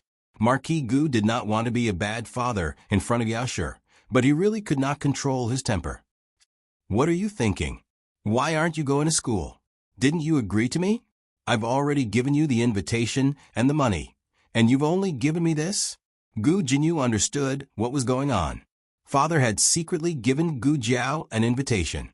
She stepped forward and said, "That's right, elder sister. It's very difficult to enter a girls' school. If you don't have an invitation, you can only take the exam." Gu Jiao glanced at her indifferently. "Oh, you think I won't be able to pass?" Gu Jinyu said aggrievedly, "That's not what I meant. I just think that elder sister should not waste father's efforts. I definitely do not look down on elder sister. Actually, I already mentioned to father that if elder sister is willing, I can come and help elder sister with her revision." Gu Jiao said, "Then why didn't you come?" Gu Jinyu immediately choked and could not speak. Wasn't this a little too unconventional? Who would answer like this? Gu Jinyu laughed dryly and said, "Then I'll come every day to teach elder sister." Gu Jiao said indifferently, "No need. I won't learn." Gu Jinyu, "Then you shouldn't have asked just now." Marquis Gu could not bear to see his precious daughter being wronged. He said to Gu Jinyu, "It's getting late. Jinyu, you should go to class. Don't be late." Gu Jinyu bit her lip and softly replied, "Yes, father, mother. I'll go in first. Elder sister, take care." After Gu Jinyu left, Yao Shi held her daughter's hand and entered the clinic. Marquis Gu followed behind the mother and daughter without any sense of presence. He was forgotten like air. Second master was very considerate. He had prepared a courtyard in the back room for Gu Jiao. The side room had its own secluded little courtyard. The mother and daughter entered the courtyard. Marquis Gu followed, but was hit in the nose by the closed door. Marquis Gu's nose instantly swelled like a pig's. After entering the room, Gu Jiao took Yao Shi's pulse. Without the devil's snare flower's influence, Yao Shi's pulse was much better. Yao Shi's depression and hysteria were not caused by the devil's snare flower, but the devil's snare flower did worsen Yao Shi's condition. Thinking about it this way, it was fortunate that she had resolutely moved out of the Marquis's residence. Otherwise, she might not have survived until the day Gu Jiao appeared. After that, the two talked about the residence. There was an urgent mission in the military camp. Gu Chongqing had not returned to the Marquis's residence for many days. Although Gu Chongqing had let Gu Chunglin out of the ancestral hall, he still could not get out of bed. Gu Chengfeng went to school every day. Without Gu Chunglin stirring up trouble, he was much more well-behaved. The only one who had a headache was concubine Ling. However, it was not Yao Shi who had a headache. It was she who had a headache over Yao Shi. Yao Shi had been going to Pine Crane Courtyard more often recently. She did not miss a single visit in the morning. Old Madame Gu found pleasure in setting rules for her daughter-in-law through Yao Shi. Every time, she would call Yao Shi in front of her and put on the airs of a mother-in-law. However, she was putting on airs in the room. Outsiders did not know that Yao Shi was being set rules by old Madame Gu. They only saw her going to old Madame's room more often and thought that she was suddenly favored. In addition, every time she came out of old Madame Gu's room, she looked like she had gained a lot. Anyone who saw it would think that the relationship between the mother-in-law and daughter-in-law was very good. The servants in the residence were used to seeing people's expressions. Once Yao Shi was favored, the direction of the situation changed. In the beginning, it was only Yao Shi who received more charcoal than concubine Ling gradually. Yao Shi's 3 meals a day were more sumptuous than concubine Ling's. Even the servants' winter clothes were prepared in Yao Shi's courtyard before concubine Ling's courtyard. This was something that would never have happened in the past. However, concubine Ling had been in charge of the household for many years. She had some skills. She was bullied to this extent by Yao Shi, but she was still able to remain calm. Yao Shi suspected that the rumors against her were all spread by concubine Ling. Perhaps the previous madam's death was also related to concubine Ling. Unfortunately, Yao Shi did not have any evidence. She's so calm. It's very difficult for me to find anything that can be used against her. This was Yao Shi's first time fighting in a residence. She lacked experience. At this time, the matriarch, who had been sleeping in the inner room, yawned and walked out. She threw a bag of medicine in front of Yao Shi. Use this. Digression, a certain Empress Dowager. You can't do anything, but you're number one in the palace. The newest chapter of this book is not finished yet. For more exciting content, please scan the QR code below to download the app. Novels are updated even faster. Millions of novels are free to read. Novels with content that can't be found online are all available here. https://www.zhbqg.com/89642_896426/114657987. HTML Genius remembers this website's address in 1 second. www.zhbqg.com Biku Mobile Reading Website. zhbqg.com.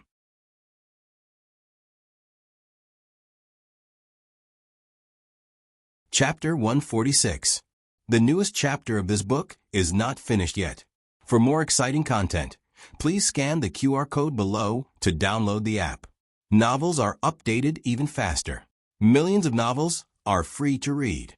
Novels with content that cannot be found online are all available here. The mother and daughter looked strangely at the bag of medicine on the table. For a while, they did not know what the matriarch had given them. "What is this?" Yao Shi asked. The matriarch stretched and lazily sat down in a chair. "Arsenic." Yao Shi choked. Gu Jiao also nearly choked. If she did not remember incorrectly, the matriarch had casually taken it out of her pocket, right? Were all the matriarchs these days so hardcore? She even carried arsenic with her? Where did you get the arsenic? Gu Jiao looked at the matriarch and asked. The matriarch felt a little guilty from being stared at. She gently coughed and said, It's that, rat medicine." She vaguely said the word but Gu Jiao still understood. She said it was for sale. A few days ago, Gu Jiao found that there were rats in the house, so she used the arsenic to make some rat medicine. The rat medicine was gone, and the rats did not appear again. She thought that the rat medicine had all been eaten by the rats. It turned out that the matriarch had taken it and sold it. Selling the wound medicine could no longer satisfy your needs, right? You're even selling rat medicine now? The matriarch cleared her throat. The medicine is quite effective. Everyone in the neighborhood has a bag. Gu Jiao, you've already made it so that everyone in the alley has a bag. The corners of Gu Jiao's mouth twitched. Aya, it smells so good. Is it time to cook? I'm going to the kitchen to take a look. The matriarch slipped away. Yao Shi stood up. That's right, it smells so good. I'm also going to take a look. Gu Jiao's gaze fell on the bag of medicine in her hand. Bringing arsenic into the kitchen was very scary. All right? Yao Shi awkwardly smiled, holding the bag of medicine in her hand. She said, I threw it away. Oh. Gu Jiao pretended to believe her. Yao Shi chased after the matriarch, and the two went to a secluded corner. Yao Shi raised the bag of medicine and humbly asked for advice. My child's grandaunt, how exactly do you use this? The matriarch first gestured to give the medicine, then gestured to raise her head to drink. She winked at Yao Shi. Go through the motions, do you understand? With only the two of you, she won't be able to explain herself. Yao Shi seemed to understand. But how do we get rid of those maidservants? Concubine Ling always had her trusted maid by her side. Of course, you can't get rid of her maidservant. Get rid of her yourself. As the matriarch spoke, she leaned close to Yao Shi and whispered into her ear, Do you understand? Yao Shi suddenly realized, brilliant, truly brilliant. After Yao Shi came up with a plan, she impatiently left. Watching Yao Shi excitedly leave, the matriarch sank into deep confusion. What exactly did I do in the past? Why are you so full of evil tricks? Yao Shi took the arsenic and returned to the manor. It was her first time doing something like this, so she was quite nervous. However, when she thought of the grievances and scapegoats she had suffered all these years, she felt that it was nothing more than this.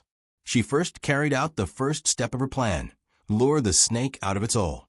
Concubine Ling was a very cautious person. It was not likely that she would come out alone unless Concubine Ling was doing something shameful. For example, seducing Marquis Gu. Yao Shi first released the news that Marquis Gu was in the back mountains. In order to make the news reliable, Yao Shi tricked Marquis Gu into going to the back mountains. When Concubine Ling heard that Marquis Gu was in the back mountains, she immediately dressed up and went alone to create a romantic chance encounter with Marquis Gu. However, the person she met was not Marquis Gu. Instead, it was Yao Shi, who had been waiting in the back mountains. "Ma, madam?" Concubine Ling was startled and quickly pulled up her slightly slippery clothes. Yao Shi looked at her figure that was about to be revealed and faintly smiled. "Concubine mother dressed like this. Who did you come to the back mountains to meet in secret?" Concubine Ling quickly wrapped her cloak tightly around herself. Suppressing her guilty conscience, she said, "I just came for a walk. If there's nothing else, I'll be leaving first." Yao Shi smiled and said, "Since you're already here, why don't you go in and sit for a while? After the Marquis finishes picking fruit, he will come find me." With Yao Shi present, Concubine Ling could not use any of her skills, but she did not want to leave like this. After all, she had dressed up very beautifully. If the Marquis did not see her, she would not be satisfied. Concubine Ling and Yao Shi went to a small wooden hut nearby. Marquis Gu would occasionally come to the back mountains to practice his swordsmanship. Gu Chengfeng and Gu Chenglin would also occasionally come to the back mountains to pick fruit. This small wooden hut was prepared for them to rest in. It did not look big, but it had everything that should be there. The two sat down across from each other. Yao Shi poured a cup of tea for Concubine Ling. While Concubine Ling was not paying attention, she grabbed the bag of medicine. The matriarch's plan was to have Yao Shi use the trick of injuring herself to gain sympathy. She would put poison in her own cup and pretend to take a sip to pretend that she had been poisoned. In reality, all she needed to do was sprinkle it on her body. Then, she would accuse Concubine Ling of poisoning her. Either way, there was no third person, so Concubine Ling would not be able to explain herself. But it was clear that Yao Shi had misunderstood the matriarch's intentions.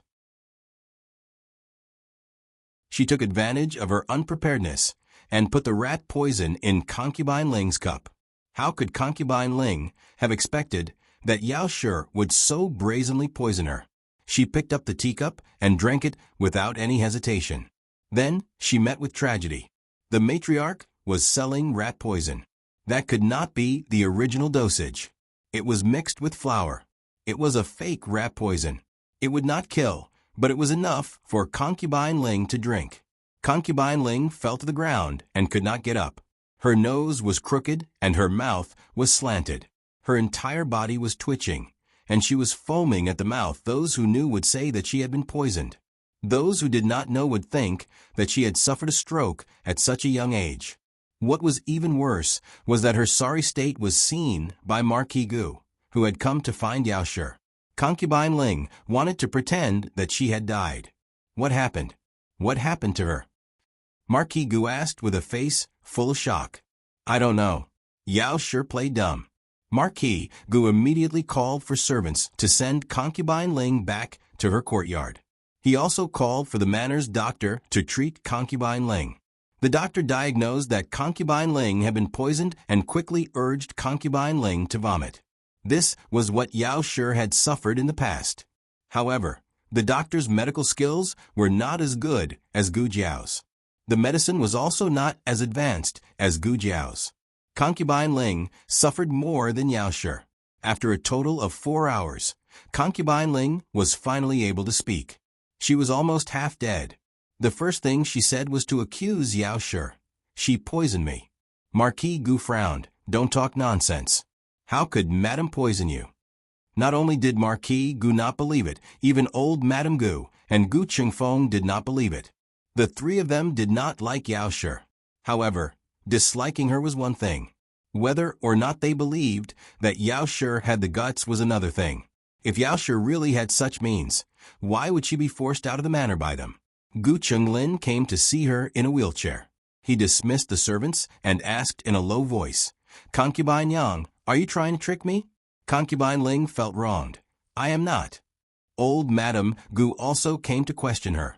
"What were you thinking? How could you do such a stupid thing? Didn't she just stay in the manor for a few more days? Even if you want to force her out, you should think of a better way." Aunt Concubine Ling was so wronged that she even called her mother's name. She admitted that she had harmed Yao Shi before, but this time it was not her. "It was really her who harmed me, Aunt." Old Madame Gu glared at her. "She harmed you by using arsenic mixed with flour?" The doctor had already said that as long as the treatment was timely, that level of arsenic would not kill anyone. "I know what you are thinking.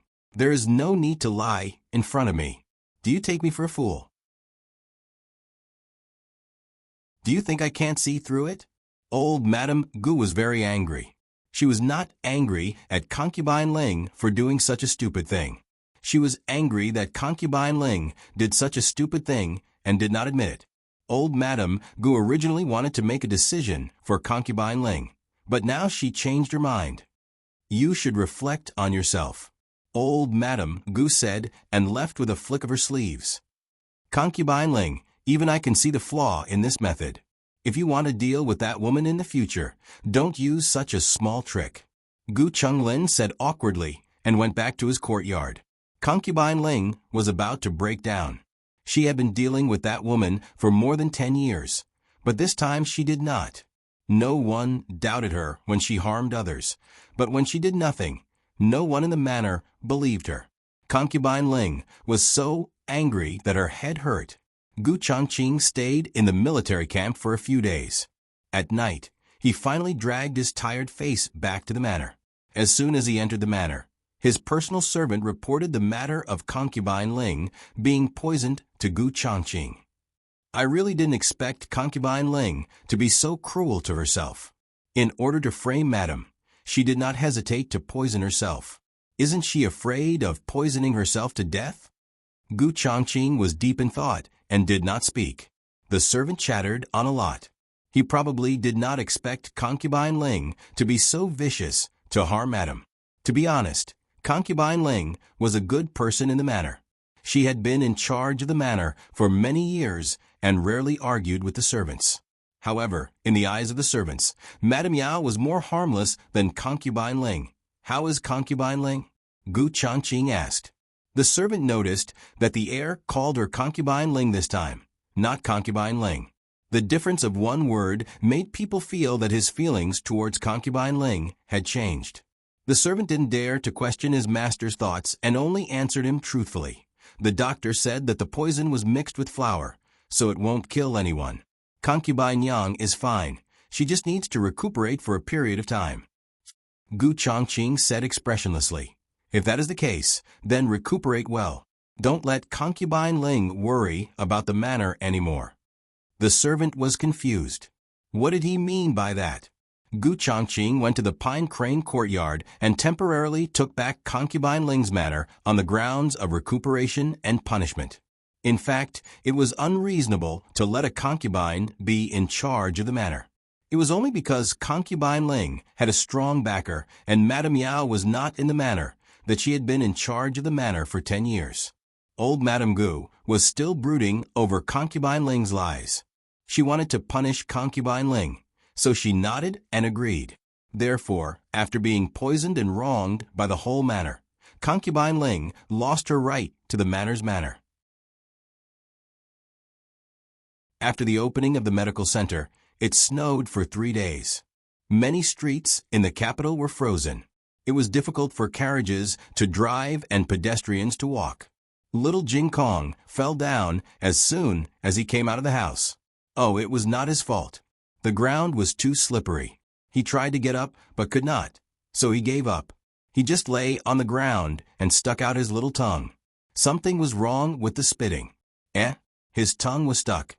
When Gu Jiao came out of the kitchen, she saw a cute little figure lying on the ground in the front yard through the hall. Gu Jiao walked over strangely. It's cold on the ground. Get up. Little Jing Kong. Oh, I can't get up. Gu Jiao squatted down and found that the little guy's tongue was stuck on the ice on the ground. Gu Jiao, how did you make yourself like this? Little Jing Kong felt that he was going to die from embarrassment. Jiao Jiao had actually seen his embarrassing appearance, which seriously affected his heroic and handsome image. He tried to pull his tongue out. Gu Jiao said, "Don't move." Pulling it out by force would hurt his tongue, so Gu Jiao went to the kitchen to get warm water. Before she finished, Xiao Lulang came out of the study. He saw the little guy on the ground and squatted down to look at the little guy's embarrassment. Little Jing Kong went crazy. Bad brother-in-law, you're not allowed to look. Soon, Gu Yan and Gu Xiaoshan came out too. The two of them also came over to look. Gu Yan was laughing so hard. Gu Xiaoshan usually didn't laugh unless she couldn't hold it in. Like now. Little Jing Kong was so angry. Bad guy, bad guy, bad guy, all adults are bad guys. After what seemed like a century, Little Jing Kong finally got warm water from Gu Jiao to save his tongue. His tongue was numb and he couldn't feel it. Gu Jiao picked him up. He was ashamed and indignant. He felt that he had no face left. He covered his face with his small hand and plunged into Gu Jiao's arms, turning the back of his head to the others. Little Jing Kong always ate alone in the house. He didn't eat with these bad adults who laughed at him. This was the first time the little guy threw a tantrum. Although it was a little heartless to say this, the little guy looked so cute when he was upset. It's time to go to school. Xiao Lulang held back his laughter and came over to call him. Little Jing Kong pulled the quilt and buried his little head in it. I'm not going to school with you. I want to go to school with Jiao Jiao. Digression. When I woke up in the morning, I realized that Jiao Jiao was no longer on the new book list. It turned out that it had been on the shelves for 30 days. Time really flew by. Do you still have the monthly votes? If you do, please support Jiao Jiao. I hope that more readers can see Jiao Jiao. Thank you, everyone. Bow. The latest chapter of this book is not finished yet. For more exciting content, please scan the QR code below to download the app.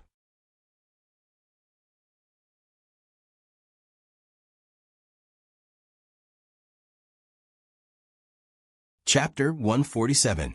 The latest chapter of this book is not finished yet. For more exciting content, please scan the QR code below to download the app. The novel will be updated at a faster rate. Millions of novels can be read for free. There are all kinds of novels that can't be found online. Little Jing Kong was very determined. Xiao Lulang had no choice but to go to the Imperial College by himself. Little Jing Kong closed the door tightly. Gu Jiao knocked on the door. Can you go to school now? Little Jing Kong asked from behind the door. Have they all left? Gu Jiao said softly, yes. Little Jing Kong snorted. Bad brother-in-law has left. Brother Yen and Brother Xiaoshan have also left? Gu Jiao nodded. Yes, they have all left. Little Jing Kong opened the door slightly, but he didn't come out immediately. Instead, he stuck his head out of the door and looked around. After making sure that no one was around, he walked out with his school bag. Probably because she was still shy, her little face was flushed red. In order to cover up his embarrassment, he tried his best to look serious and mature. He walked in front with a domineering aura, looking cute and fierce. It was very slippery all the way. In order to prevent the little guy from falling again, Gu Jiao carried him all the way to the entrance of the Imperial College. Aya. Little Jing Kong's face was completely red. He was a mature child. He could be hugged at home, but not outside. However, he really liked Jiao Jiao's hugs and couldn't bear to reject it. Gu Jiao carried him to the entrance before putting him down. Little Jing Kong was intoxicated. Although he made the three adults angry early in the morning, he was still very happy to go to school with Jiao Jiao. We're here. Gu Jiao rubbed his little face. Okay. Little Jing Kong nodded reluctantly. Then I'll go in. Gu Jiao bent down and looked at him at eye level. She tidied his clothes. Be good and listen to the teacher. Little Jing Kong patted his chest and promised. I will. These were not words to show off. The teachers of the Imperial College were much better than the teachers of the county town's private schools, especially the teachers of the gifted class. They were all quite talented. Indeed, most of the content they taught was new knowledge that little Jing Kong had not learned before. Little Jing Kong learned it quite seriously. Go in. Gu Jiao patted him on the shoulder. Jiao Jiao goodbye. Little Jing Kong waved at Gu Jiao. Gu Jiao watched him enter the Imperial College with a smile. He was the youngest student in the entire Imperial College. If not for the Imperial College uniform, no one would dare to believe that he was a student of the prodigy class. Gu Jiao didn't turn around and leave until she couldn't see him anymore. The Imperial College was divided into two large areas. The main area was the Imperial College's 6 halls, while the auxiliary area was the Imperial College's elementary school. After entering the gate, one went to the left and the other to the right. The gifted class was the innermost area of the Imperial College's elementary school. Little Jing Kong was a little late in the morning because he was throwing a tantrum. He quickened his pace a little. Unexpectedly, when he just passed by a rockery, a child suddenly jumped out from behind a rockery. It was unclear who bumped into who first, but in short, both of them fell down. Little Jing Kong fell on his butt. He was small, so he didn't feel any pain. However, the other person cried out in pain. Little Jing Kong was simply stunned by the cry. He forgot to get up and sat on the ground, staring at the other person in a daze. It was a little boy who was about the same height as his desk mate. His desk mate was 7 years old, so little Jing Kong guessed that he was also 7 years old. However, his desk mate was very thin, but he was very fat. He was even fatter than Brother Lin Xingye. He didn't know if it was because he was crying too loudly, but many people around him were attracted by him. Little Jing Kong looked at those people who swarmed over and asked him what was going on. They looked nervous and scared, as if a little boy was about to die. Little Jing Kong tilted his head and looked at him. Did he really have a serious fall? Little Jing Kong was wondering if he should care about him. Suddenly, he saw the little boy crying and pointing at little Jing Kong. He bumped into me. He bumped into me. He bumped into me. Hurry up and catch him. The group of people surrounding the little boy looked at little Jing Kong. One of the older men. Well, little Jing Kong didn't think he was a man, but he was obviously not a woman. He was quite confused. He smiled and said to little Jing Kong in a pleasant manner, "Did you bump into my little master?" He was smiling, but little Jing Kong didn't feel his kindness. Little Jing Kong got up by himself, thought seriously, and corrected him. I didn't look at the road, but he didn't look at the road either. If he saw me, he would avoid me. I didn't walk fast. So you can't say that I bumped into him. We bumped into each other. The older man smiled faintly. Then it was you who bumped into my family's young master. Don't be afraid. My family's young master is not an unreasonable person. Go over and apologize to my family's young master, and this matter will be over. Children were easy to coax. After apologizing, the little master would regain his dignity, and everything would be fine. Little Jing Kong didn't want to do that. He looked at the older man in shock. He bumped into me too. Why do I have to apologize to him? Will he apologize to me after I apologize to him? The older man choked. The little boy kicked his legs on the ground and cried, I don't want to apologize to him. Catch him. Catch him. Catch him. I want to punish him. Little Jing Kong's ears were about to go deaf. How could there be such a crying child? The commotion was too loud, and it attracted a lot of onlookers. A few teachers also heard the commotion and came over. The teachers called their students back to their classes, leaving only Teacher Jiang in the prodigy class. Teacher Jiang received the news last night that a new student would be joining the prodigy class. This student didn't pass the entrance exam, but he had an extraordinary status, and the directorate couldn't reject him. Teacher Jiang understood the situation from the two little boys. The little boy said loudly, "He bumped into me." Little Jing Kong said seriously, "No, we bumped into each other." Teacher Jiang didn't side with the little boy, and he didn't ask little Jing Kong to apologize to him. Based on Teacher Jiang's understanding of little Jing Kong, he wouldn't deny it if he was the one who bumped into him. In fact, it was a very small matter. He just needed to reason with the two students, shake hands, and make peace. Little Jing Kong was a reasonable child. If the other party was willing to make peace, he wouldn't harp on it. But the little boy didn't agree. He had never been wronged like this in his entire life. "I don't care, I don't care, I don't care. He didn't kowtow to me. I'm going to arrest him." He was so anxious that the little fatty jumped up and down. Little Jing Kong felt the ground tremble. What happened? Zhang Sai walked over with a dignified expression. Teacher Jiang bowed to him. "Lord Zhang." The young chancellor was dead, and the old chancellor had resigned. Zhang Sai had become the highest official in the directorate. A few days ago, with the help of Grand Tutor Zhuang, he temporarily took over the position of chancellor. If nothing went wrong, he would officially become the next chancellor of the directorate next year. He put on airs, but the moment he saw the little boy, he lowered his head and cupped his hands in greeting. Little Jing Kong knew that only juniors bowed to their elders, and students bowed to their teachers. This little boy was obviously neither Zhang Sai's elder nor his teacher. Then why did Zhang Sai bow to him? "Excuse me, what happened?" Zhang Sai asked with a smile. The little boy stomped his feet. "How many times have I told you? He bumped into me. He knocked me down." Little Jing Kong frowned. "I've told you many times we bumped into each other. How dare you? Who gave you the guts to speak like that? You didn't look where you were going, and you still want to blame." Zhang Sai was about to call him that, but he remembered that he entered the directorate as a commoner. He quickly changed his words and said, Students of the directorate must be honest. Where are your etiquette, justice, integrity, and shame? Where are all the rules you learned?" Little Jing Kong was very angry. He shouted, "I'm not being dishonest. I'm not being disrespectful. I'm not being disrespectful." The two of us bumped into each other. I didn't bump into him, and he didn't bump into me. We bumped into each other at the same time. Why didn't anyone listen to him properly? Wasn't his voice loud enough? Wasn't his height tall enough? Why? He wasn't a child who didn't want to admit his mistakes, but he couldn't admit mistakes that didn't belong to him.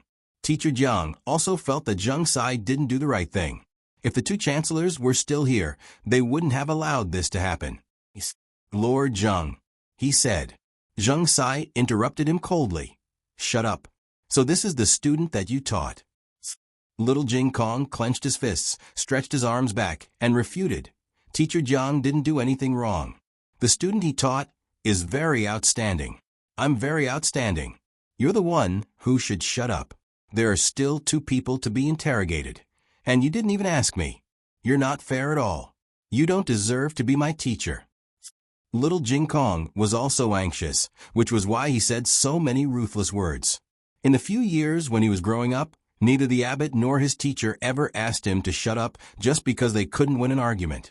Whoever had the right to speak had the right to speak. Gu Jiao was the same. Zhang Sai's face turned red from being insulted by a 3-year-old child. However, he was Sai after all. He wouldn't be defeated by a child so quickly. He said angrily, Fine. I think you need to be punished for not respecting your teacher. Guards, bring me a ruler." Hearing that little Jing Kong was going to be punished with a ruler, the little boy smiled triumphantly. At this moment, a thin figure walked over. Although he was holding a walking stick, he was like a pine tree in the snow, emitting an awe-inspiring and powerful aura. Everyone was stunned, first because of his aura, and second, because of his appearance. This person looked too. Zhang Sai was shocked when he first saw Xiao Lulang and Shi Yi, but now he was used to it. There were many people who looked alike in the world. He had investigated all 8 generations of his ancestors, and he was just a bumpkin from a county with a family. He had nothing to do with the little Marquis of Zhaodu. Xiao Lulang said indifferently. Who is Zheng Sai going to punish with the ruler? Zheng Sai frowned. He didn't like Xiao Lulang, but royal prince and liked him. He said impatiently, mind your own business. Brother-in-law. Little Jingkong didn't feel wronged at first, but when he saw Xiao Lulang, he felt wronged. He rushed over and hugged Xiao Lulang's thigh, his eyes red. Xiao Lulang rubbed his little head and protected him in his arms. His cold eyes swept across the crowd. When he saw the little boy, there was no change in his eyes. A country has its own laws, and a family has its own rules. You want to punish you, but who are you to punish him? If he's just a student of the Imperial College, then you don't have the right to punish him. Why don't you tell me who you are, and whether you have the right to punish him? The little boy choked. He couldn't say. If he said it, he would be going against the imperial order. The little boy immediately wilted. He restrained the person with the highest status first, and the group of servants didn't dare to make a sound. Xiao Lulang then looked coldly at Zheng Sai. He doesn't respect his teacher. But if someone doesn't respect his teacher, how can he respect his teacher? Zheng Sai choked. You. Xiao Lulang said sarcastically, speaking of rules, Zheng Sai, your actions today have violated the 78th rule of the Imperial College. Next time, before you raise your ruler, you might as well think about whose body it should land on first. What was 77, 78? He didn't even remember that he was Sai. So who did this brat think he was? The Chancellor of the Imperial College? He even dared to set up rules with him. Zheng Sai was embarrassed by a new student in front of an important figure, so he couldn't keep his face. You make a trip to Minghui Hall. He wanted to dampen this brat's spirit. Xiao Lulang looked at him fearlessly. Minghui Hall is a place that only the Chancellor has the right to enter. Is Lord Sai already the Chancellor? Zheng Sai was so angry that he fell backwards. This brat actually mocked him for not being the real Chancellor. Xiao Lulang said, I have to go to class. Substitute Chancellor, take care. The last sentence was like a machete stabbing into his heart. Zheng Sai felt that his chest was in pain. Xiao Lulang didn't care about this group of people anymore. He held little Jingkong's hand and sent little Jingkong to his classroom. Little Jingkong wasn't a delicate child. He was already fine, but he was still a little depressed. What's wrong? Xiao Lulang asked. Little Jingkong raised his head and asked seriously, why didn't they listen to me properly? Am I too young and they can't hear me? Xiao Lulang didn't deliberately create a beautiful world. He said, it's not that you're young, it's that you're not standing high enough.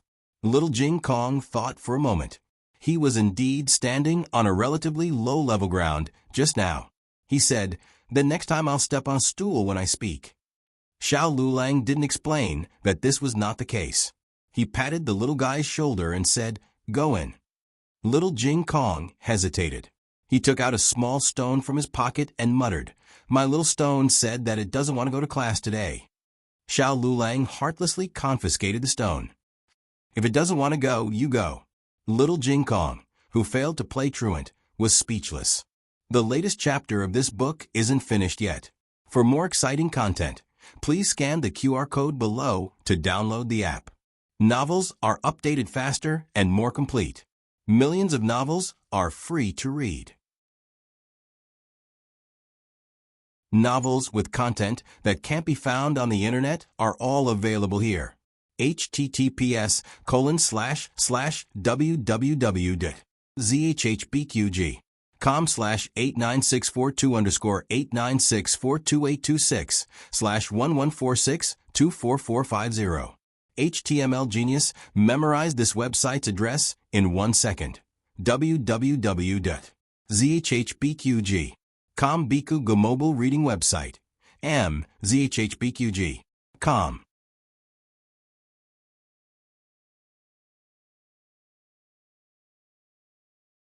Chapter 148. The latest chapter of the book is not finished yet. Please scan the QR code below to download the app.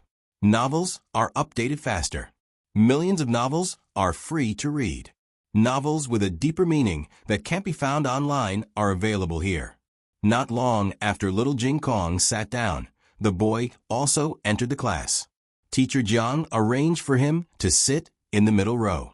Little Jing Kong was small, so he sat in the first row.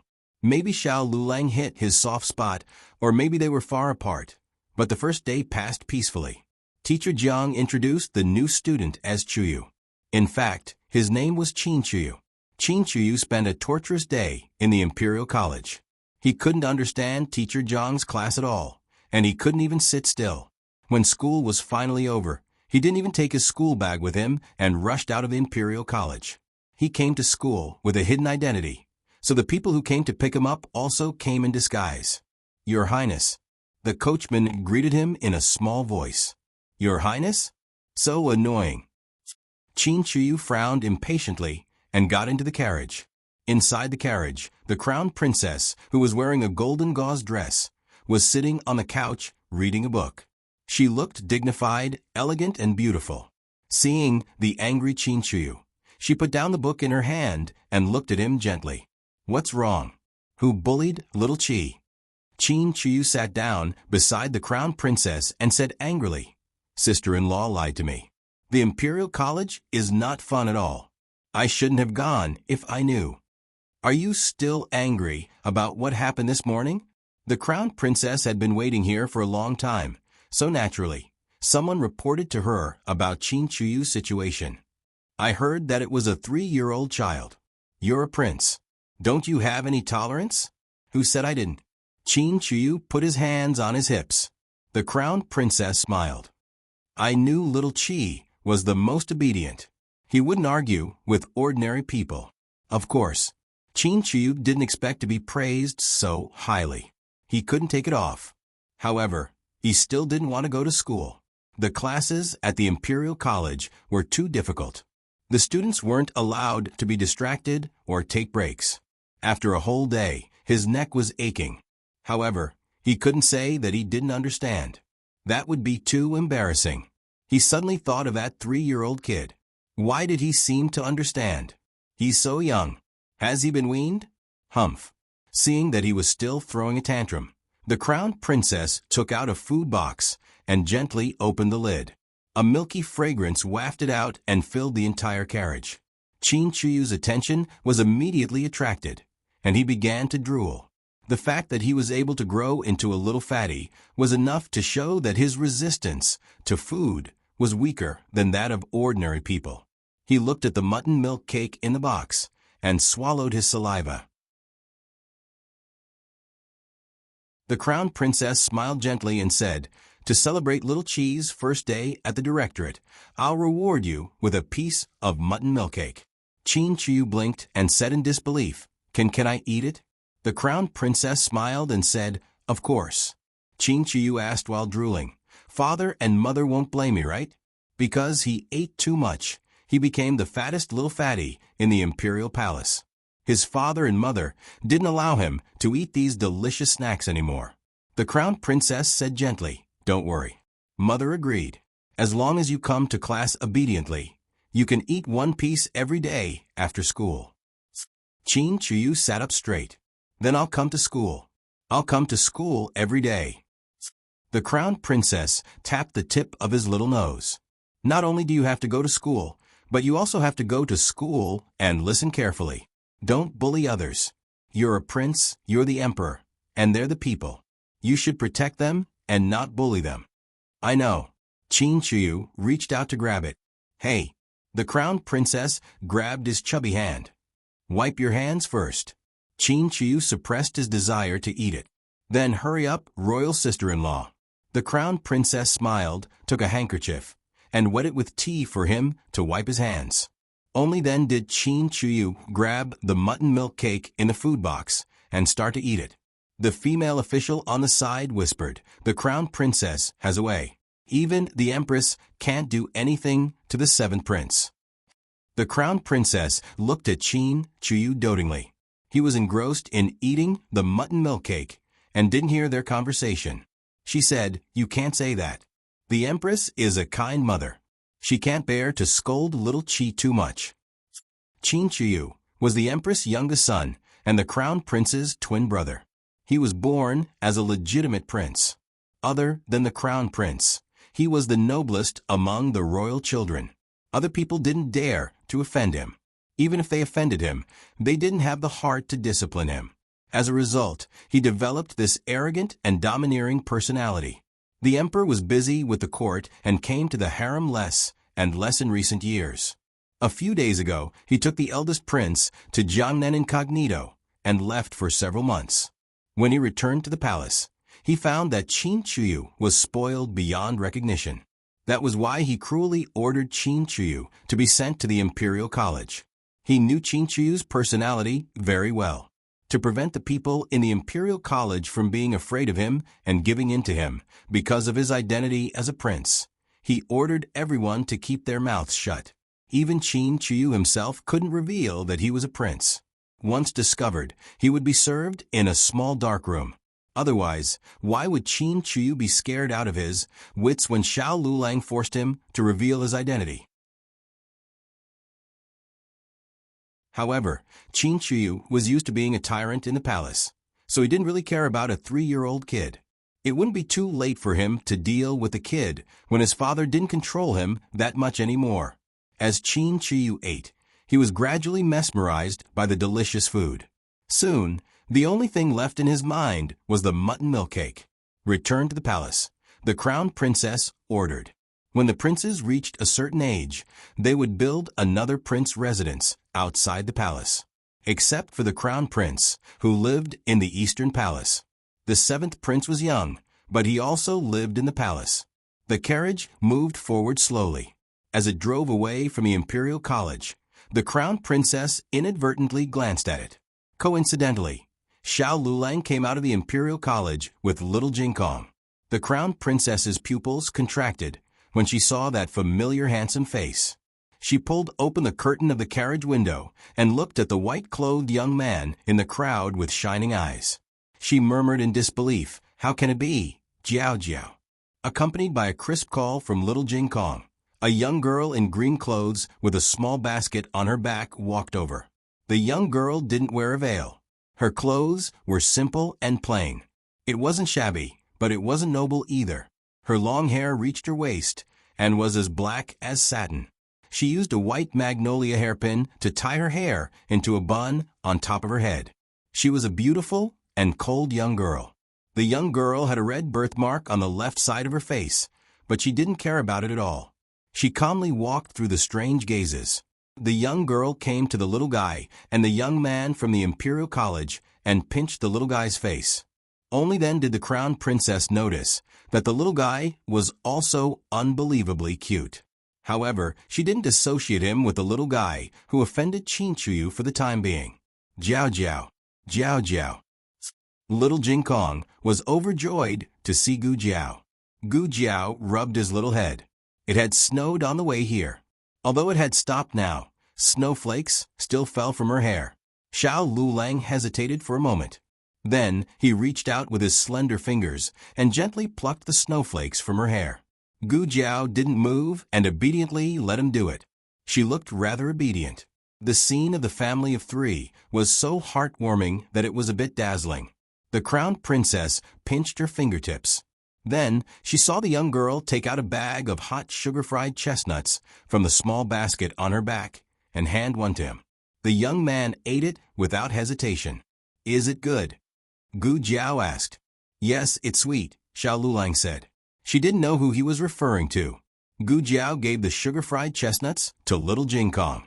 Little Jinkong chewed on the chestnuts like a little squirrel looking for food. The family of 3 left peacefully. The crown princess put down the curtains. He was already dead. He didn't eat chestnuts. No matter how much they looked like each other, it couldn't be him.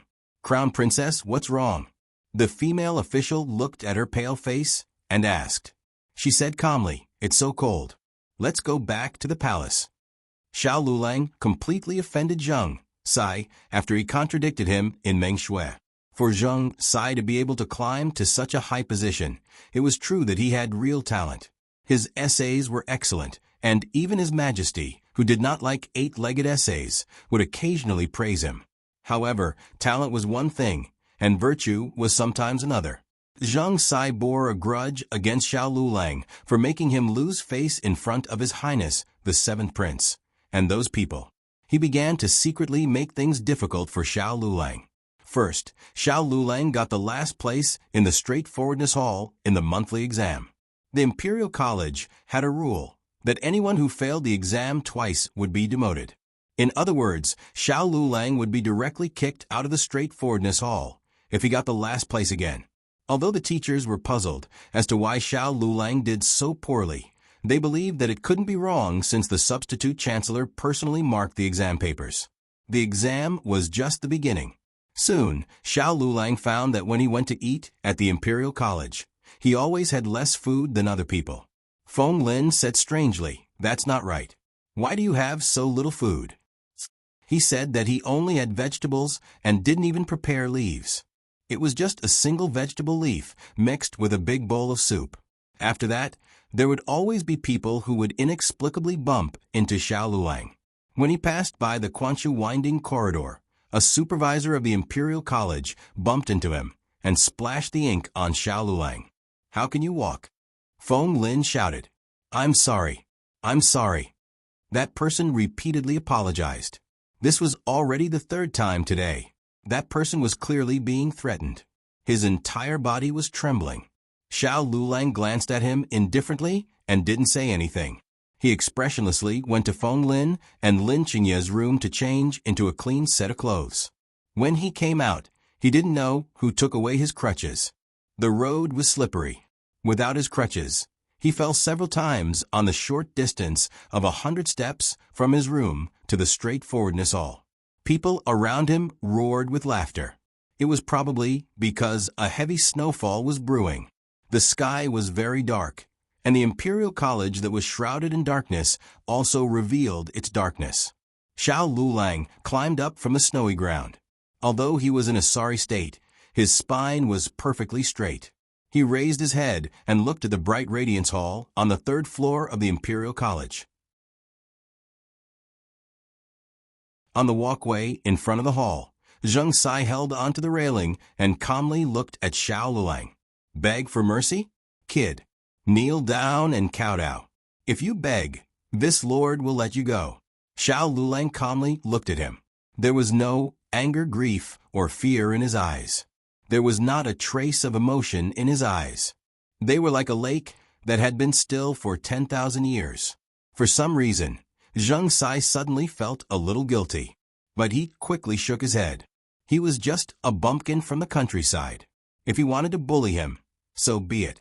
Who told him to be so blind and embarrass him in front of so many people? In the Imperial College, he was the heavens. No one could offend his authority. Steward Liu had been secretly paying attention to Xiao Liulang's movements in the Imperial College. Very quickly, a servant reported the latest situation to him. When Steward Liu heard this, he smiled faintly. "I already said that it's not easy to survive in the capital. All right, go and meet this young master." There were no classes in Little Jingkong today. Xiao Lulang returned home from school alone. When he walked out of the Imperial College, Steward Liu had been waiting in the carriage for a long time. "Steward Liu, the young master is here," the servant reminded him. Steward Liu got out of the carriage and came in front of Xiao Lulang. He smiled faintly and greeted him. "Young master, we meet again." Xiao Lulang glanced at him. "What do you want now?" Steward Liu smiled. "I heard about what happened at the Imperial College. Young master, you have suffered." Xiao Lulang said, "There's no need to laugh at me." Steward Liu said, "It's just Sai. The Marquis can crush him with his fingers. In fact, as long as the young master is willing to return to the estate, I can guarantee that there will be no such person at the Imperial College starting tomorrow." Xiao Lulang ignored him and walked in the direction of his home. Steward Liu smiled faintly. "Young master, why bother? Yes, it was the Marquis who let you and your mother down. He didn't bring you back to the estate in time, but you can't blame the Marquis alone. You can't blame the Marquis for what happened 4 years ago. He only knew about it afterward. After he knew about it, he began to ask around about your whereabouts. The Marquis was very sad about your mother's death. He also heard about what happened to your eldest brother. Fortunately, you're fine. Xiao Lulang clenched his fists. Steward Lu advised him. The capital is more complicated than you think. Without a strong backer, you can only find that you can't do anything even if you want to stand out. This is only the beginning. If this goes on, you will be eaten until there are no bones left. So, young master, you should obediently return to the estate with me. Isn't it good to be the son of Marquis Xianping? Why do you have to suffer outside? The latest chapter of this book is not finished yet. For more exciting content, please scan the QR code below to download the app. The novel is more complete and updated faster. Millions of novels are free to read. There are novels with connotations that can't be found online here. https://www.zhbqg.com/89642_896422826/114594790. HTML Genius memorized this website's address in 1 second. www.zhbqg.com Bikuj mobile reading website. zhbqg.com.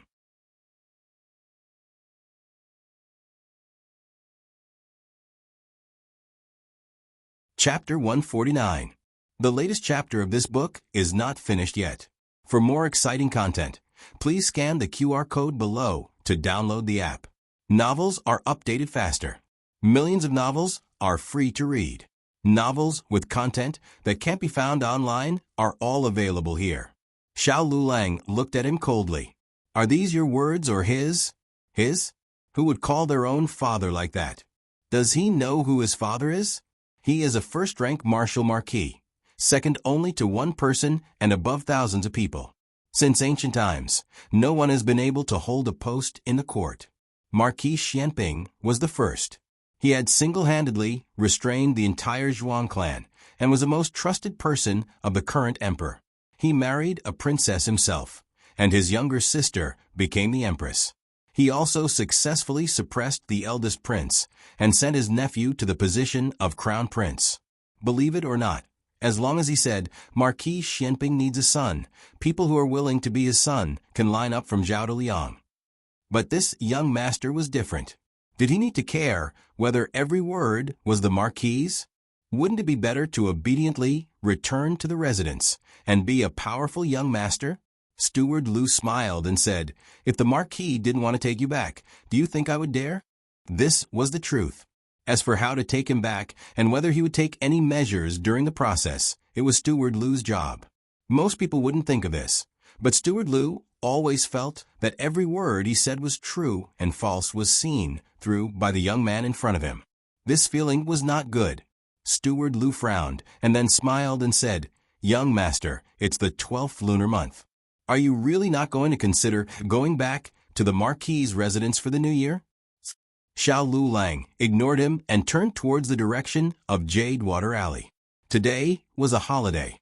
Little Jing Kong didn't come to the Imperial College, so he went home alone. He had found his walking stick and changed his clothes. There was no sign that he had been bullied in the Imperial College. Looking at his stubborn back, the servant asked, Steward Lu, are we really not going to help the young master and just watch him be bullied by the Imperial College? Steward Lu hesitated for a moment. Every time he thought he could control the other party always escaped from his control. The servant said, Steward Lu, why don't we? Steward Lu raised his hand and stopped him from continuing. Let's wait a little longer. I don't believe that he can still be as stubborn as before when he enters the Imperial College. The capital wasn't a county, and Zheng Sai wasn't a mere county magistrate. Did he think that this was all he could do to make things difficult for him? There were many people like Zheng Sai. One day, he would not be able to hold on. The manservant reminded, Steward Lu, young master is too stubborn. Why don't we think of another way? You promised the Marquis that you would bring the young master back for the new year. There's only 1 month left. At the mention of this, Steward Lu frowned. At first, he didn't think it was a difficult task, and even boasted in front of Master Ho. When he went to the county town, it was not yet summer. He felt that he had enough time and was not in a hurry. Who knew that half a year would pass in the blink of an eye? But what other way was there to do it? That, the page boy said embarrassedly. Isn't young master married? Perhaps that young madam is willing to become the young madam of the Marquis's estate?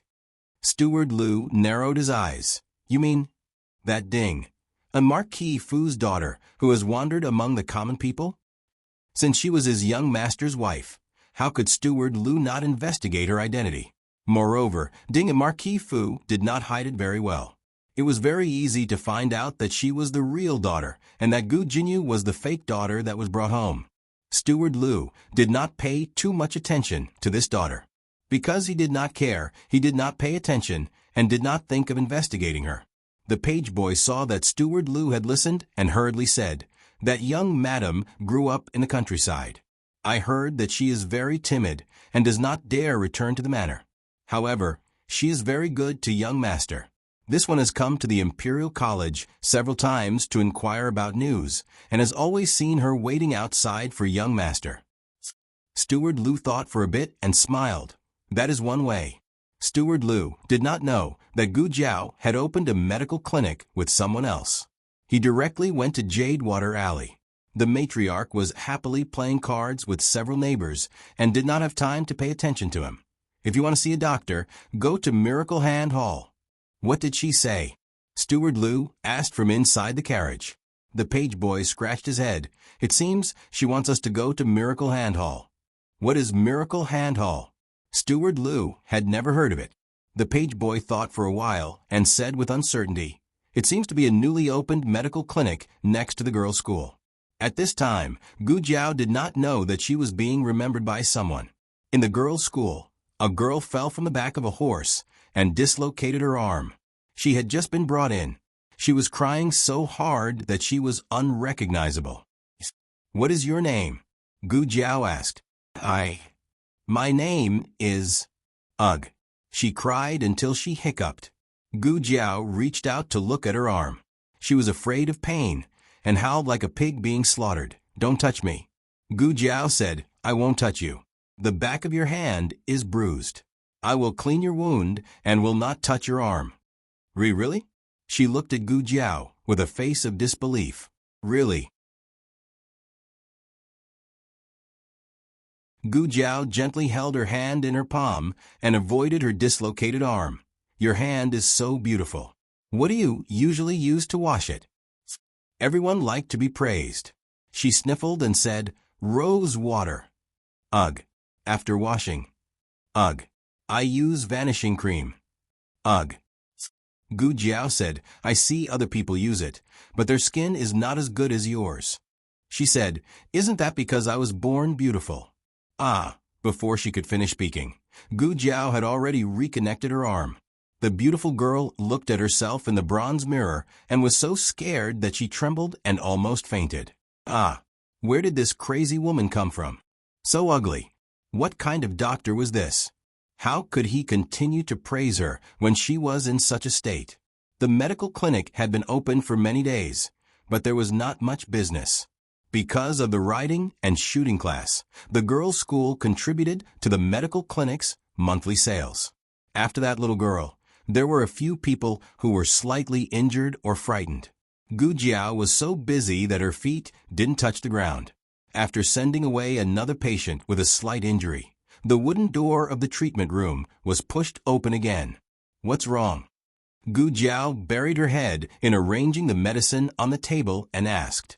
The other person didn't speak. Gu Jiao raised her head strangely and saw a woman in a lake blue short coat and a white flowing dress standing at the door with a smile. Unlike last time when she was weak and pale, her face was much rosier. "Do you still remember me, Miss Gu?" she asked with a smile. Gu Jiao nodded. "Third princess consort." She didn't salute, but the third princess consort didn't mind. The third princess consort stepped in and said jokingly, "I've been waiting for you for a long time." "Third princess consort, please sit down." Gu Jiao began the treatment process for the patient in a formal way. The third princess consort curled her lips and sat down on the chair. She put her hand on the table and gave it to her. Let me take a look at the wound first, Gu Jiao said. Can we not do it here? The third princess consort asked. Okay. Gu Jiao took the third princess consort to her yard. This yard was left to her by the second boss. No one else had been here except for her and her family. The stitches on the third princess consort's wound had been removed, and it had healed well. Gu Jiao felt her pulse again. It was also very stable. It's okay. Third princess consort, don't worry, she said. Well, the third princess consort hesitated and said softly, Do you have any medicine that won't leave a scar? She could use scar ointment and scar paste, but she didn't have these two medicines in her medicine box yet. Moreover, she couldn't use the medicine now. She had to wait until the wound healed completely. Gu Jiao paused and said, I don't have any special medicine now. Come back in 3 days. Okay, the third princess consort agreed. Seeing that she was cold, Gu Jiao took the kettle from a stove and poured a cup of hot tea for her. Thank you. The third princess consort picked up the teacup and took a sip. Her body finally warmed up. She looked at the furnishings in the room and couldn't help but ask, Do you live in a clinic? Gu Jiao said, No, I live nearby. The third princess consort had only met Gu Jiao twice, and there was a big gap between their identities. But somehow, she felt that Gu Jiao was very close to her. The third princess consort looked at Gu Jiao. You don't sound like someone from the capital. Gu Jiao said, I'm from the county town. The third princess consort nodded. How old are you? Gu Jiao said, 15. The third princess consort smiled. I'm a few years older than you. My surname is Du. Gu Jiao wasn't good at talking. She always answered whatever the third princess consort asked. But since she was willing to answer, it meant that she had a good impression of the third princess consort. What is that? The third princess consort was a zither fanatic. It was easy for her to notice things related to the zither. Gu Jiao looked at the box on the table and said, Gu Qin. It was a zither that little Jing Kong gave her. She made a zither box to store it. It was different from the ones sold on the market. Because of this, the third princess consort did not recognize it at a glance. Can I see it? The third princess consort asked. N. Gu Jiao nodded. The third princess consort put down her teacup and walked behind the table. She carefully opened the zither box. A charred ancient zither caught her eye. Just from its appearance, there was nothing special about this zither. It was the style of the Fuxi zither. Was it another imitation zither? The third princess consort was a bit disappointed. Everyone on the market would be proud of getting a better imitation Fuxi zither. The third princess consort would rather use a normal zither than an imitation Fuxi zither. When the country of Chun offered the moon shadow Fuxi zither as a tribute, it was the best imitation zither. His Majesty originally wanted to give it to her, but she refused. It was rumored that not long after, it was awarded to the daughter of Marquis Ding and Fu. The third princess consort originally wanted to play a song, but now she did not have the desire to play. She touched the end of the zither and politely praised it a few times before closing the lid. Then she saw a token placed on the table. Little Jinkong had been here to play with it, but he had forgotten to put it back. The smart and clever little Jinkong had a big weakness, which was that he didn't know how to tidy things up. This token was too familiar. The third princess consort picked it up and asked in astonishment, Miss Gu, how did you get this? Gu Jiao calmly said, I picked it up. The third princess consort secretly let out a sigh of relief and said, This is Marquis Xian Ping Fu's token. It's an old token. Don't let other people see it to avoid unnecessary trouble.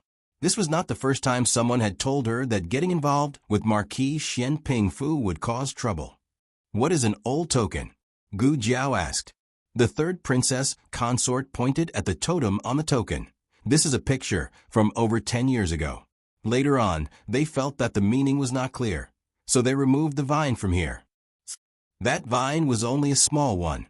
Normal people would not be able to see it. She was a prince consort. She had to be familiar with all the pictures related to the imperial family. This token looked quite old, but Gu Jiao did not expect it to be this old. The two spoke for a while more before the third princess consort bid farewell. On the other side, the girls' school was also dismissed. The medical center was now mainly used for girls' school business. Now that they had returned home, the business for the day was basically over. The second boss left Song He to stand guard at the medical center. Gu Jiao carried her basket and returned home. Just as she turned the corner, a carriage stopped in front of her. A middle-aged man dressed in luxurious clothes walked down from the carriage. He had a broad heart and a fat body. He looked honest and had a good temper, but his shrewd eyes seemed to be able to see through people's hearts. "Excuse me, are you Ding, and Marquis Fu's Miss Gu?" The middle-aged man cupped his hands in a pleasant manner. It was clearly a question, but he spoke with a firm tone. Gu Jiao calmly looked at him. "Who are you?" Steward Lu smiled and said, "My surname is Lu. I wonder if the young master has ever mentioned me to you?" "Which young master?" Gu Jiao asked. Steward Lu was a little surprised. Were the two of them so distant? He had come so many times, but the young master had never mentioned him to her. He reminded her, "I even sent someone to your home to deliver a New Year's gift." Unfortunately, the young master did not accept it. Oh. Saying this, Gu Jiao had an impression. Not long ago, someone had come with a cart of silver charcoal. Xiao Lulang did not even think about it and rejected it. "Your young master, my husband?" Gu Jiao asked. Steward Lu beamed with joy. "That is correct." Gu Jiao paused, then asked, "From Xianping Marquis Fu?" Steward Lu was startled. Since the young master had never mentioned him to her, how did she know that the young master was from Xianping Marquis Fu? The newest chapter of this book is not finished. For more exciting content, please scan the QR code below to download the app. Novels are updated even faster. Millions of novels are free to read. Novels that can't be found online are all available here. https://www.zhbqg.com/89642_826/114591108. HTML Genius, 1 second. Remember this website address: www.zhbqg.com. Biku Go mobile reading website. zhbqg.com.